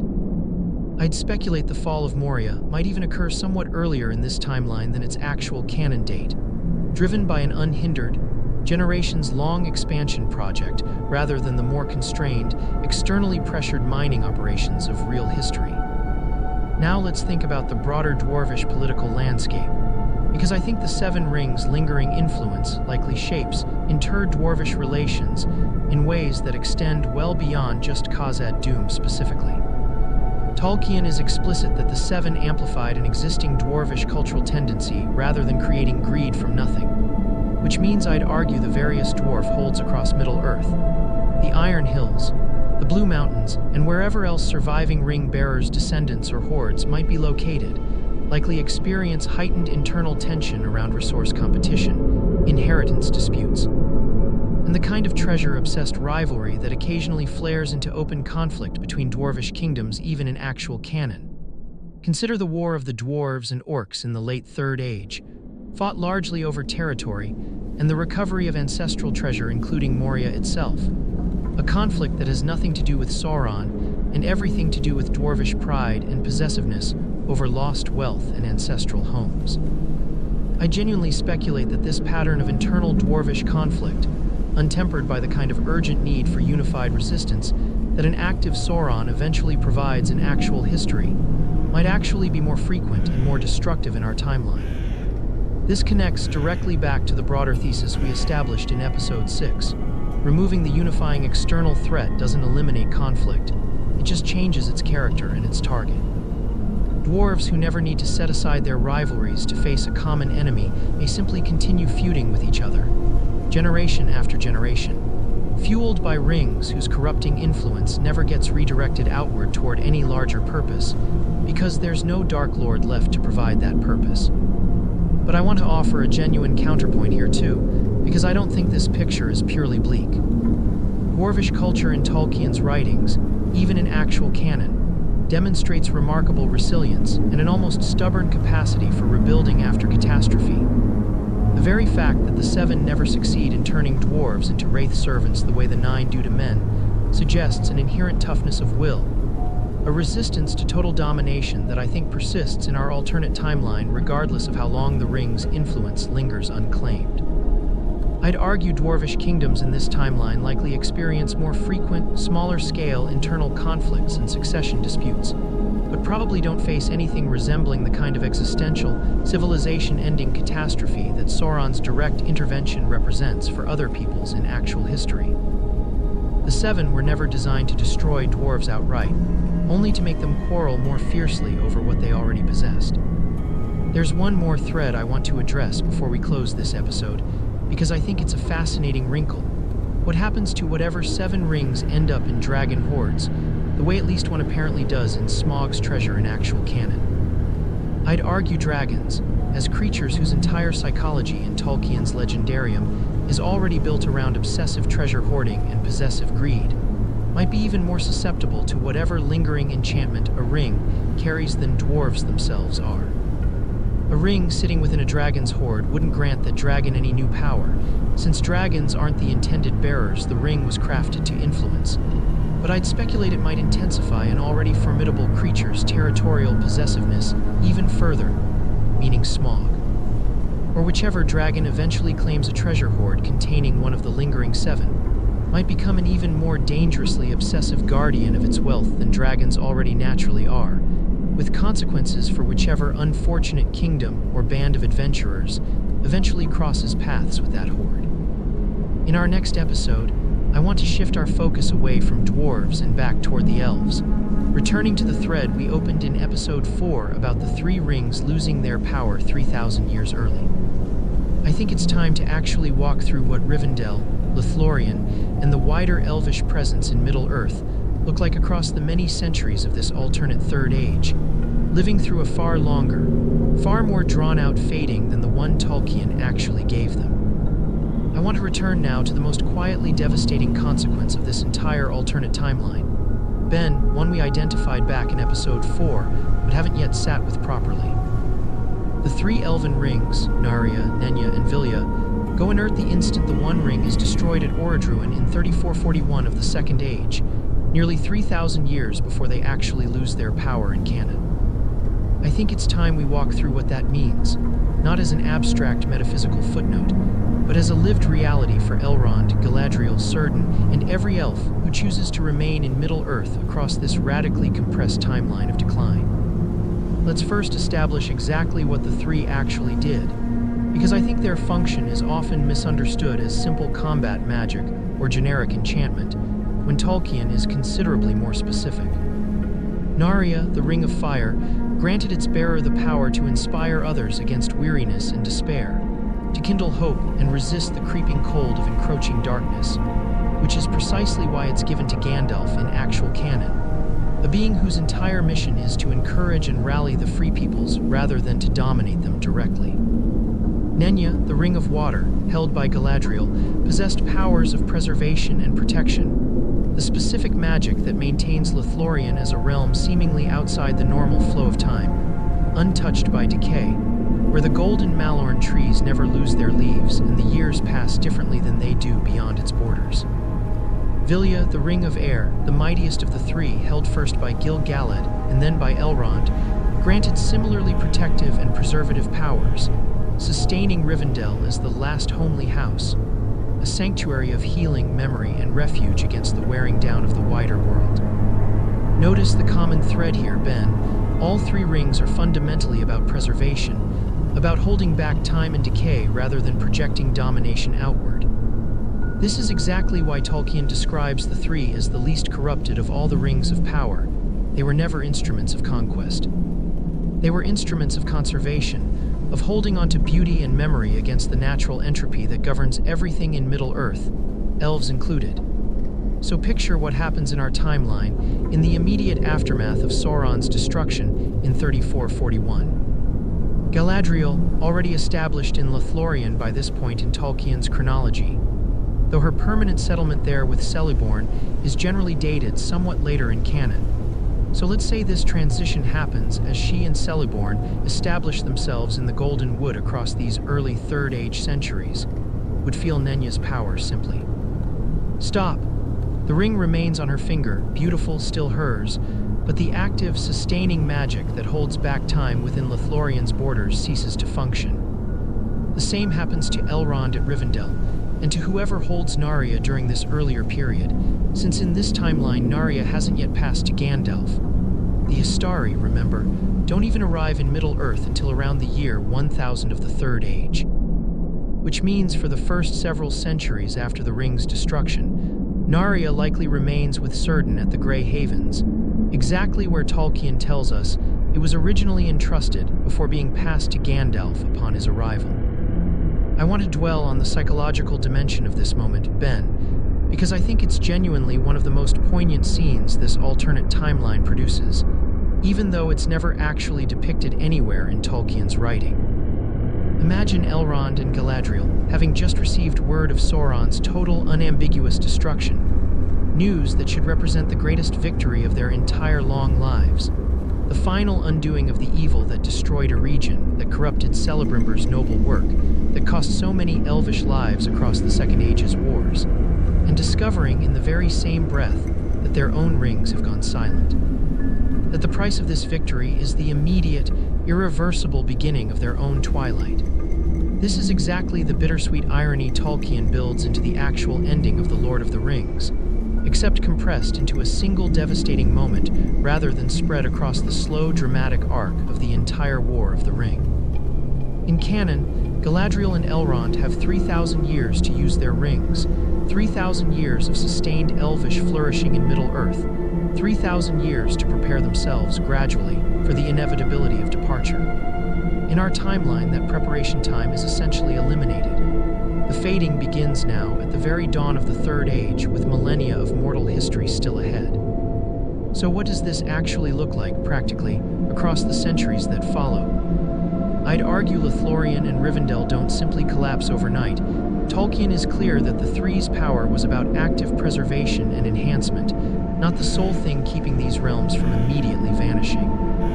Elves remain elves, immortal, wise, skilled in craft and lore regardless of ring magic. But I think the specific, almost otherworldly timelessness that characterizes Lothlórien in actual canon, the sense that visitors feel of stepping outside ordinary time, the unfading golden leaves, the eerily preserved beauty Frodo and the fellowship experience there in 3019, likely never fully develops in this timeline, or develops only briefly before beginning its long fade.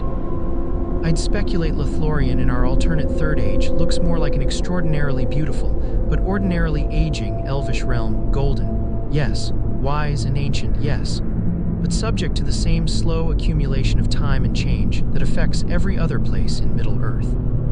This connects to something I think is genuinely important for understanding the broader elvish experience in this timeline: the urgency to depart for Valinor, the slow but steady trickle of elves choosing to sail west rather than remain in a fading Middle-earth, likely begins many centuries earlier here than in actual history. In canon, this departure pattern is already well underway by the late Third Age. Tolkien describes the diminishing of elvish population in Middle-earth as a long, gradual process, stretching back even before the War of the Ring. I'd argue that process in our timeline essentially begins at the very start of the Third Age rather than accelerating only toward its end. I want to think through what this means for the broader political and cultural landscape we've been building across this series. Remember, back in episode 6, we discussed how the absence of Sauron's unifying external threat might leave men's various kingdoms more prone to internal conflict, without a common enemy forcing cooperation. I think there's a related dynamic here with the elves. In actual canon, the elves' continued strong presence in Middle-earth throughout the Third Age. Rivendell as a hub of lore and counsel, Lothlórien as a hidden bastion of power and protection for the wider region. Elvish wisdom feeding into the White Council's strategic planning against Sauron provides crucial stability, knowledge, and military backbone that men and dwarves often rely on, directly or indirectly, across the entire age. If that elvish presence begins fading dramatically earlier in our timeline, I'd argue Middle-earth as a whole loses access to that stabilizing wisdom, providing influence centuries before it would in actual history. Even though, paradoxically, this timeline never needed that influence the way actual history desperately did, because the existential threat that influence was meant to help counter no longer exists. There's also a particularly poignant detail I want to flag here: Arwen. In actual canon, Arwen is born relatively late in the Third Age, around the year 241, meaning she grows up and lives her entire early life within Rivendell's preserved, ring-sustained timelessness, a sanctuary that shapes her into someone capable of choosing, eventually, to set aside her immortality for love of a mortal king. In our timeline, if Vilya's power has already been inert for centuries by the time Arwen would be born, I think she grows up in a Rivendell that's already perceptibly aging, already losing some of the magical timelessness that defines it in actual history. I don't want to speculate too far ahead into the Aragorn-Arwen storyline here, since I'm planning to dedicate an entire later episode specifically to that thread, but I want to plant this seed now. The entire emotional and magical context surrounding her eventual choice is fundamentally altered by a fading that's already 3,000 years further along than it would otherwise be. I think the deeper thematic point I want to leave you with here, Ben, is one that I think Tolkien himself would recognize and perhaps even endorse. Total victory over evil was never going to mean total victory over time, over loss, over the fundamental melancholy that runs through every corner of his legendarium. We removed Sauron. We removed the Witch-King, the centuries of Angmar's terror, the entire devastating War of the Ring. But the cost of removing those things early was, structurally, locked into the very design of the rings themselves, built into a system where evil and beauty, corruption and preservation were always tethered together regardless of anyone's intentions. The elves don't get spared this loss just because men were spared theirs. If anything, this timeline asks them to bear that loss for nearly 3,000 more years than the elves of actual history ever had to. In our next episode, I want to turn to a thread that connects directly back to where we started this whole series, the unbroken line of kings we established back in episode 8, and trace it forward across the many centuries between Sauron's early destruction and whatever crisis eventually emerges to define the climax of this alternate Third Age. Because I think it's time we ask directly, without a Witch-King, without a War of the Ring, what actually becomes the defining conflict of this timeline's later history? I want to address this question head-on, Ben, because I think it's the one our entire audience has probably been waiting for since we started this series. If there's no Witch-King, no War of the Ring, no climactic confrontation between Sauron's armies and the combined forces of the Free Peoples, what actually becomes the defining conflict of this alternate timeline's later history? Every age needs its central crisis, its narrative spine, and I don't think Tolkien's Middle-earth, even in this triumphant version, escapes that need entirely. Let me pull together everything we've established across this series so far, because I think the answer to this question emerges directly from threads we've already laid down rather than requiring an entirely new invention. We have a unified, stable, prosperous Gondor-Arnor kingdom, established in Episode 3 and reinforced through Episode 8's discussion of unbroken succession. We have Saruman, established in Episode 7, denied his original adversarial purpose but still fundamentally prideful, still capable of corruption through different, more diffuse channels, potentially gravitating toward the scattered, unclaimed magical residue of the 7 dwarf rings we discussed in Episode 10. We have ongoing internal tensions within Gondor itself. the plague and kin strife equivalent crisis we examined in Episode 9, suggesting this kingdom's history isn't free of internal fracture even if it avoids total dissolution. And we have an elvish population already fading dramatically early, as established in Episode 11, withdrawing from active involvement in Middle-earth's affairs centuries before they would in actual history. I think the most narratively and thematically coherent answer, drawing all of these threads together, is this: the defining conflict of this alternate timeline's later Third Age isn't a war against concentrated, organized evil at all. It's a slower, more ambiguous crisis of internal corruption and external opportunism, emerging precisely because Middle-earth's free peoples, having faced no unifying existential threat for thousands of years, are far less prepared structurally and psychologically for the kind of coordinated darkness that eventually does emerge from the patient, redirected ambitions of a being like Saruman. Let's walk through how I think this actually plays out. Remember from Episode 7 that Saruman, in this timeline, faces a much harder political target than the divided, weakened Gondor and Rohan of actual canon.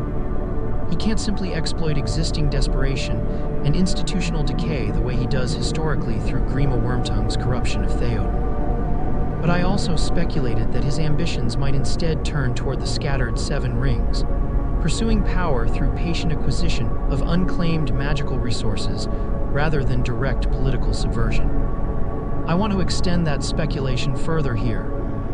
Picture Saruman, across centuries of patient research and quiet acquisition, eventually gathering one or more of the surviving Seven Rings, perhaps recovered from a fallen dwarvish hold after one of the internal conflicts we discussed in Episode 10, perhaps purchased, stolen, or extracted through manipulation from a dwarf lord whose judgment has already been compromised by the ring's own lingering greed-amplifying influence.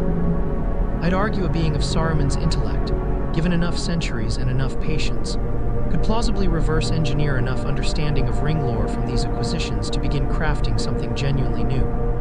Not a ruling ring in the specific, structurally unique sense the One Ring represented, since that required knowledge and techniques bound up with Sauron's own unique nature as a Maya who had directly studied under Alla, and then under Melkor's darker tutelage.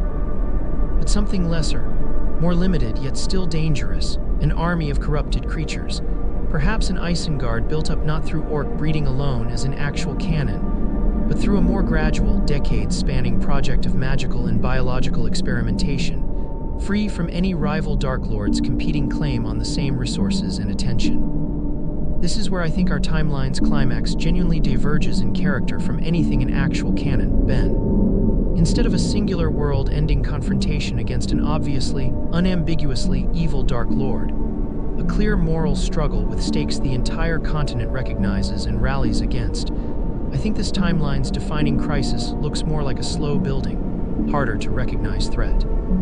Saruman, operating from Isengard, doesn't announce himself as an enemy of all free peoples the way Sauron does.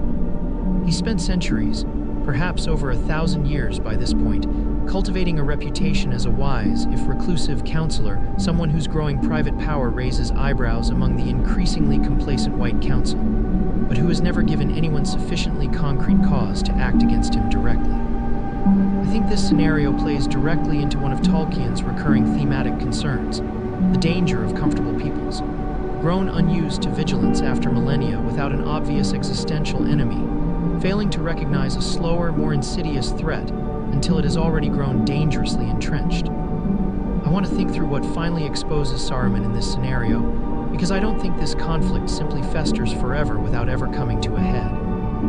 I'd speculate the breaking point comes through exactly the kind of internal political fracture we've established as persistent throughout this timeline. Perhaps a succession dispute within the unified Gondor-Arnor kingdom, of the type we discussed in Episode 9, creates an opening that Saruman, ever opportunistic, decides to exploit directly for the first time, lending support to a rebellious claimant or destabilizing faction in exchange for territorial concessions, or simply the chaos that allows his own power to expand unchecked.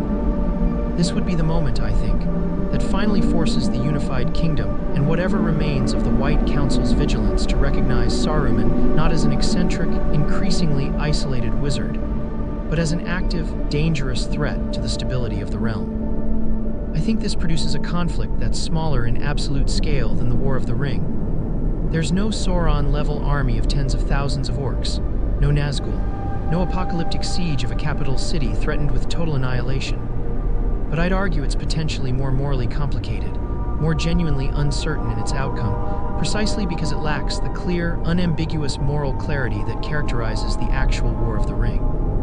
Saruman, in this scenario, isn't recognized by everyone as an obvious, irredeemable enemy the way Sauron is. Some factions within Gondor Arnor's nobility, perhaps resentful of centralized royal authority after centuries of stable, increasingly bureaucratic monarchy, might genuinely see an alliance with Saruman's growing independent power as a useful counterweight to the crown, not realizing the depth of corruption underlying his ambitions until it's almost too late.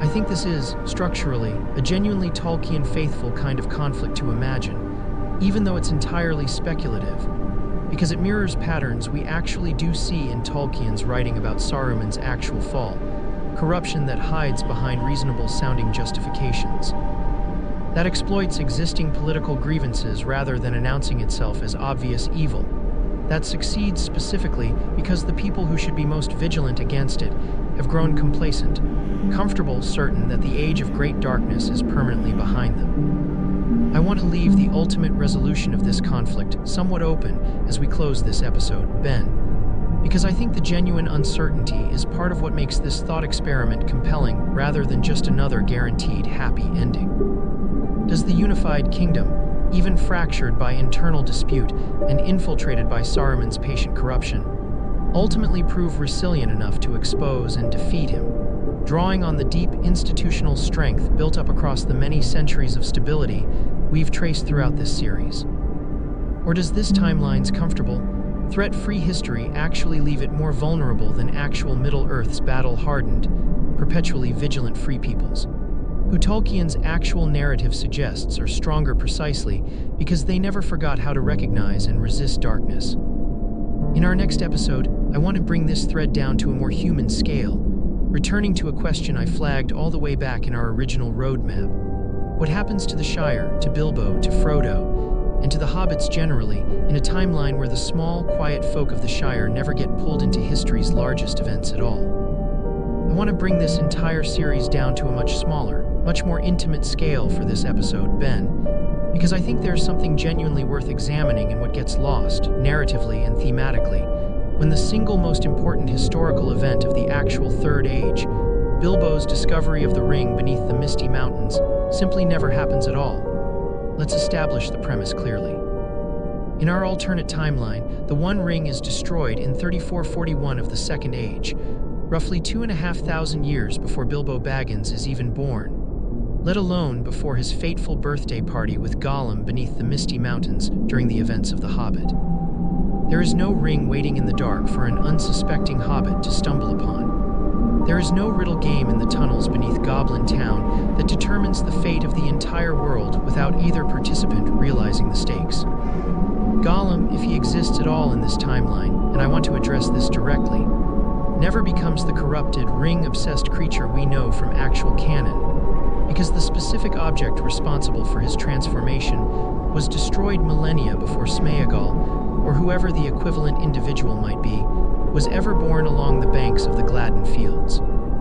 This raises a genuinely fascinating question, Ben.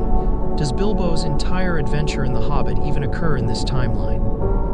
I'd argue the broader shape of that story Gandalf's interest in reawakening some adventurous spirit among the increasingly insular, comfort-seeking hobbits of the Shire, Thorin Oakenshield's quest to reclaim Erebor from Smaug, the political and military consequences of the Battle of Five Armies, could plausibly still occur, since none of those events are directly dependent on the One Ring's existence.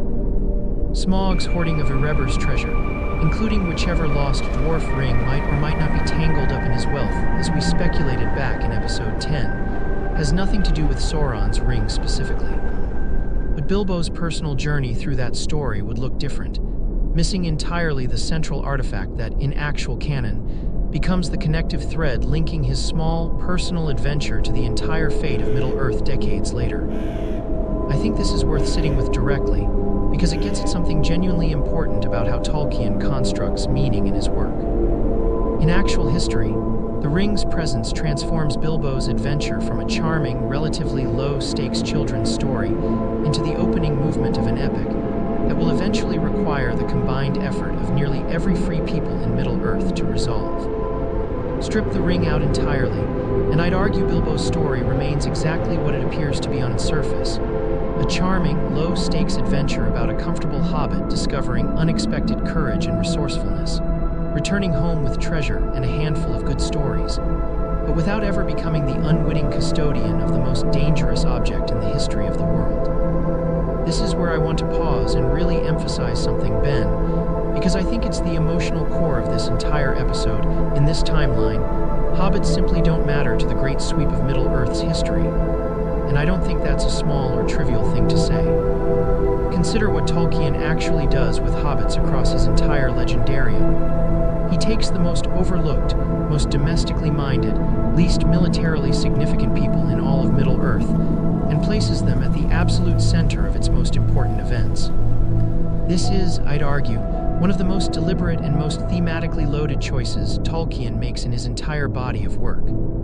The salvation of the world comes not through the might of kings or wizards or ancient elvish power, but through the quiet, stubborn endurance of small, unremarkable people who never wanted glory or significance in the first place. Remove the Ring from history 3,000 years early, and you remove the entire mechanism by which that thematic statement gets made. The Shire, in this timeline, simply continues existing exactly as it always has. A quiet, pastoral, somewhat insular agricultural community tucked away in the northwest of Eriador, under the protection, whether the hobbits fully appreciate it or not, of the unified Dúnedain kingdom we've spent this entire series building. Frodo Baggins, if he's even born under remotely similar circumstances in this dramatically altered timeline, grows up, lives, and likely dies as nothing more than a moderately well-regarded, perhaps slightly eccentric member of Shire gentry, known locally for inheriting his strange Uncle Bilbo's fondness for old maps and elvish poetry. Never once setting foot beyond the borders of his own quiet corner of the world, never carrying a burden that nearly destroys him, never sacrificing his own peace and innocence to save a world that will never fully understand what he gave up. I want to be honest with you about how I feel examining this particular consequence, Ben, because I think it's genuinely one of the more bittersweet threads in this entire alternate history, even though on its surface it sounds like an unambiguous mercy. Frodo never suffers. He never loses a finger to Gollum's desperate bite at the cracks of doom. He never carries the wound that, in actual canon, never fully heals, the wound that eventually drives him to sail west with the elves because Middle-earth itself has become a place he can no longer find peace in. He gets to live an ordinary, comfortable, blessedly uneventful hobbit life, exactly the kind of life the Shire was always designed to offer its inhabitants. But I think there's something genuinely melancholic buried in that mercy too, something Tolkien himself, I suspect, would want us to notice. Frodo's suffering in actual canon isn't meaningless. It's the precise mechanism through which an entire world is saved, his willingness to carry an unbearable burden, to sacrifice his own wholeness so that others might live in peace, is presented throughout The Lord of the Rings as a form of genuine heroism, arguably the deepest and most consequential heroism in the entire legendarium, more significant in Tolkien's own moral framework than any feat of arms performed by Aragorn or Eomer or any other warrior. Remove the necessity of that sacrifice, and you don't just spare Frodo pain. You also remove the entire narrative structure through which Tolkien makes his most powerful argument that the smallest, most unlikely people, acting with quiet courage in circumstances of genuine powerlessness, can accomplish what all the armies and wizards of the world cannot. In this timeline, that argument simply never gets made, because it never needs to be. The hobbits remain exactly what they were always content to be: small, peaceful, comfortable, utterly insignificant to the great affairs of kings and wars. I think there's a real question worth asking here. Ben, even if it's slightly uncomfortable, is a Middle-earth where hobbits never have to matter actually a better Middle-earth? Or does it simply represent a world that never got the chance to discover something true and important about courage and sacrifice that Tolkien clearly believed was worth telling, even at the cost of Frodo's own peace? I don't think there's a clean answer to that question, and I don't think Tolkien himself would want us to pretend there is. I think this episode, more than any other in our series so far, captures the genuine cost embedded in even our most triumphant divergence. Not a cost measured in lives lost or kingdoms destroyed, but a quieter, more philosophical cost, measured in stories that never get told, in courage that never gets the chance to prove itself, in an entire mode of heroism that Tolkien clearly considered essential to his vision of the world, simply rendered unnecessary. In our next episode, I want to draw this entire alternate timeline toward its conclusion, examining what the Fourth Age, the Age of Men that Tolkien always insisted, was coming regardless of how the War of the Ring resolved. Actually looks like in a Middle-earth that reached this transition nearly 3,000 years earlier than it does in actual history, and with a fundamentally different relationship to the sacrifices, both made and unmade, that got it there. I promised at the close of our last episode that we draw this entire alternate timeline toward its conclusion, Ben. And I think this is the right moment to do exactly that, to step back from individual threads and ask the broader question this entire series has been building toward. What is the Fourth Age, the Age of Men that Tolkien always insisted was the inevitable destiny of Middle-earth regardless of how any particular war resolved, actually look like when it arrives nearly 3,000 years earlier than it does in actual history? Let's first establish what the Fourth Age actually represents in Tolkien's own cosmological framework, because I think this matters enormously for understanding what we're examining here. Tolkien is explicit, across his letters and the broader thematic architecture of his legendarium, that the diminishing of elves and the rise of men was never contingent on Sauron's defeat specifically. It was always the deeper, structural arc of his entire mythology, the gradual withdrawal of the divine and the magical from direct involvement in the world, making way for the long, unglamorous, fully mortal stewardship of men over their own affairs. The War of the Ring, in actual canon, simply happens to be the specific historical hinge on which that transition occurs, but Tolkien's cosmology suggests the transition itself was always coming, war or no war. This is, I think, the single most important interpretive key for this episode. Ben, if the dominion of men was always inevitable regardless of Sauron's specific fate, then our alternate timeline isn't actually preventing the Fourth Age. It's simply moving its arrival nearly 3,000 years earlier and changing the specific circumstances under which it begins. So what does this earlier transition actually look like on the ground? Let's start with the most obvious structural difference in actual canon. The Fourth Age begins with Aragorn's coronation in 3019, following a war so devastating, so existentially threatening, that its resolution feels genuinely cathartic. An entire continent's worth of accumulated dread finally, definitively released. The Fourth Age in actual history begins with celebration, certainly, but also with profound exhaustion, with grief for the dead, with the slow work of rebuilding cities and societies shattered by total war. In our timeline, the transition to a men-dominated Middle-earth happens far more gradually, far less dramatically, and I'd argue with considerably less of that cathartic, war-ending clarity. Remember, we've established across this series that this timeline's later Third Age likely culminates not in a single world-ending confrontation, but in the slower, more ambiguous crisis involving Saruman's patient, redirected corruption that we examined in Episode 12. If that conflict resolves successfully for the unified Gondor-Arnor kingdom, I'd argue the transition into whatever this timeline's equivalent of a Fourth Age looks like happens almost imperceptibly, not as a single dramatic turning point, but as the slow, steady continuation of a men-led civilization that's already been the dominant power in Middle-earth for nearly 3,000 years by that point, with elvish influence having already faded dramatically, as we discussed in Episode 11, long before any final crisis even occurs. I think this is genuinely one of the more philosophically interesting consequences of our entire alternate history. Ben, in actual canon, the Fourth Age feels like a genuine epoch-defining rupture, a clear, identifiable before and after moment that everyone living through it recognizes as historically significant.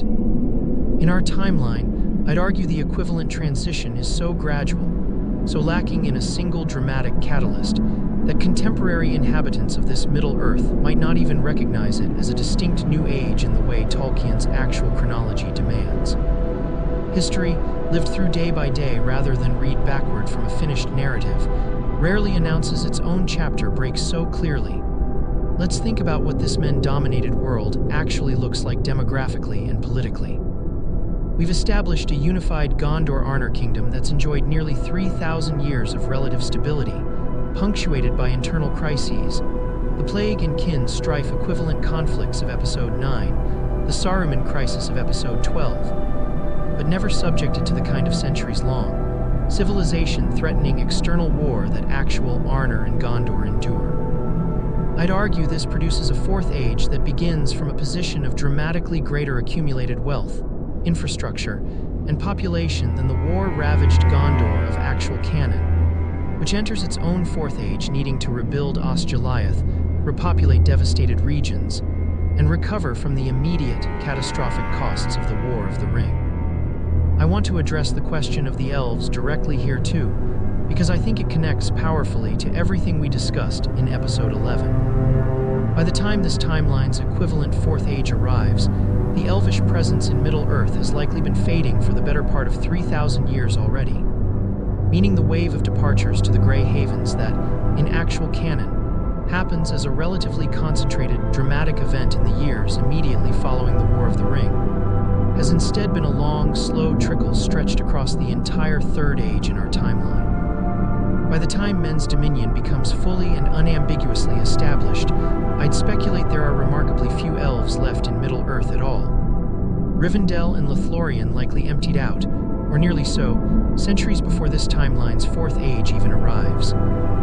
Their populations having long since departed for Valinor, rather than lingering to witness a transition that, without the urgency of an immediate post-war moment, simply happens slowly enough that there's no single dramatic farewell scene equivalent to Frodo's own departure from the Grey Havens in actual canon. This is something I find genuinely melancholic to sit with.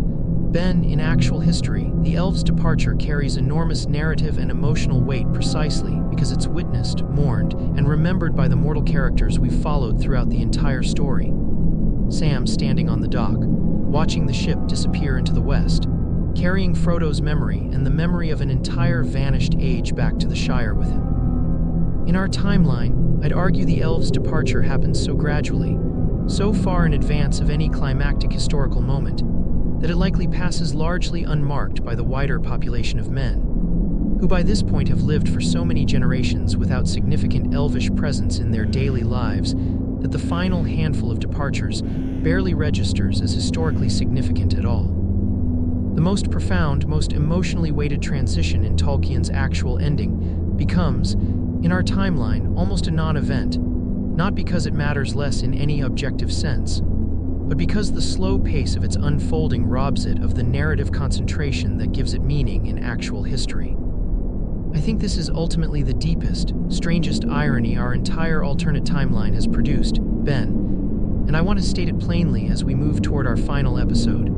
By achieving total immediate victory over Sauron, by sparing Middle-earth the worst of its actual historical suffering, this timeline also strips away much of what gives Tolkien's actual ending its profound emotional and thematic resonance. The Fourth Age still arrives. The dominion of men still becomes Middle-earth's settled reality. But it arrives quietly, almost unremarked, the product of slow accumulated centuries rather than a single hard-won, costly triumph that an entire generation lived through together and will tell their children about for the rest of their lives. In our final episode, I want to step back from speculation entirely and ask the question this whole series has been building toward from its very first moment. Was Isildur's actual history failure to destroy the ring truly a tragedy? Unambiguously worse than the triumphant alternative we've spent 14 episodes constructing? Or did Tolkien, in writing the ending he actually wrote, understand something about meaning, sacrifice, and the cost of victory that our better timeline has, in its own quiet way, never gotten to learn? We've arrived at the end, Ben, and I want to use this final episode to do something a little different from the previous 14. Not to extend the speculation any further, but to actually step back and weigh everything we've built against the ending Tolkien actually wrote. Because I think that's the real question this entire series has been circling from the very first episode: is the world we've constructed, born from a single moment of resisted temptation, in 3441 of the Second Age, genuinely better than the Middle-earth Tolkien gave us? Or have we, across these 14 episodes, slowly uncovered reasons why the actual ending, flawed, costly, nearly 3,000 years delayed, might be the more meaningful one after all? Let me lay out the ledger plainly first, because I think the case for our alternate timeline is genuinely strong and deserves to be stated without hedging. An entire Witch-King's worth of terror, never inflicted on the North. 13 centuries of Angmar's slow, grinding war against Arnor simply erased. Cardolan never depopulated, the Barrow Downs never haunted by the restless dead. The line of Isildur never reduced to 1,000 years of hidden, landless wandering as the unrecognized chieftains of the Dúnedain. No War of the Ring at all, no siege of Minas Tirith, no Pelennor field soaked in blood, no Frodo carrying a wound that never fully heals. Millions of lives across 3,000 years that simply get to live ordinary, undisturbed existences instead of dying in wars against an enemy who, in our timeline, never gets the chance to rebuild his strength in the first place. By any utilitarian measure of aggregate suffering avoided, this is an overwhelming, almost unanswerable victory. But I think Tolkien's own moral and aesthetic philosophy, which we've returned to again and again across this series, would push back hard against pure utilitarian accounting as the final word on what makes a story, or a history, genuinely meaningful. And I want to walk back through the specific costs we've uncovered, because I think they add up to something Tolkien would recognize as a real and serious argument. Go back to episode 11. The elves of our timeline begin fading nearly 3,000 years earlier than they do in actual history, robbed of the long, full flourishing that Lothlórien and Rivendell enjoy across the actual Third Age.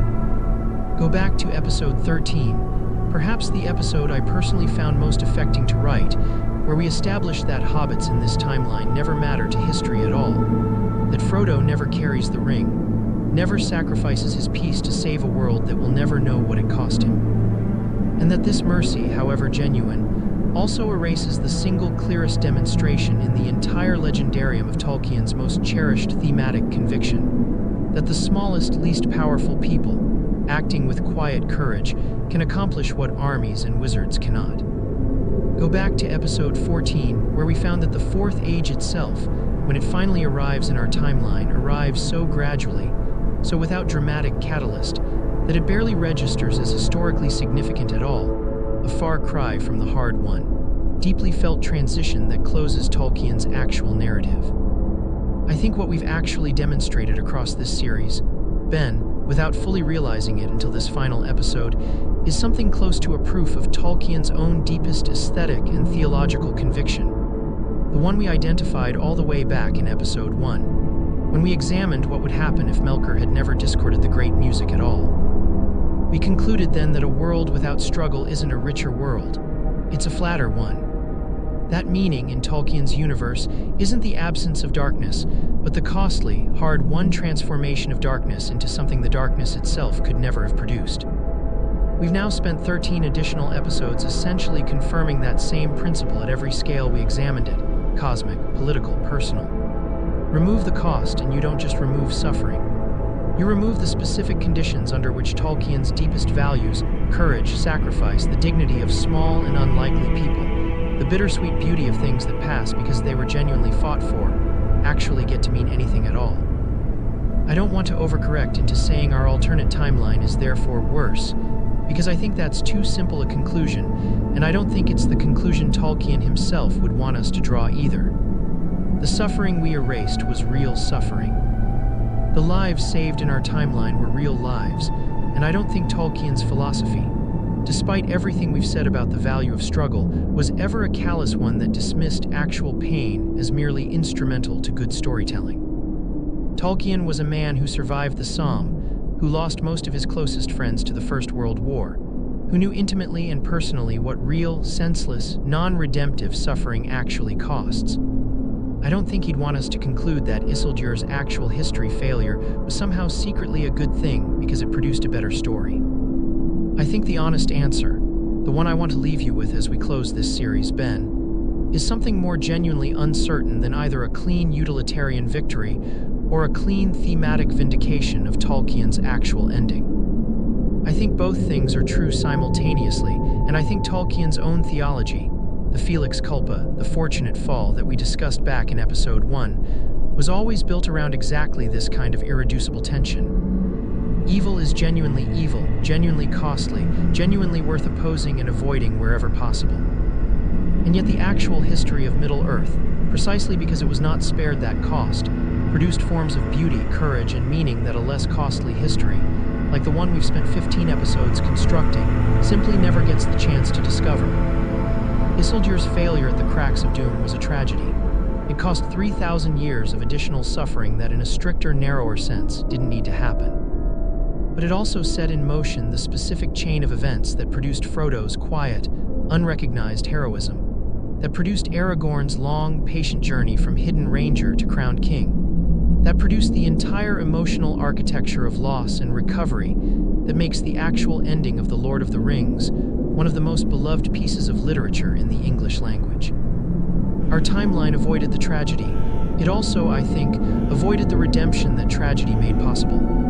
That's the verdict I want to leave you with, Ben, at the end of this series, not a clean answer, but an honest one.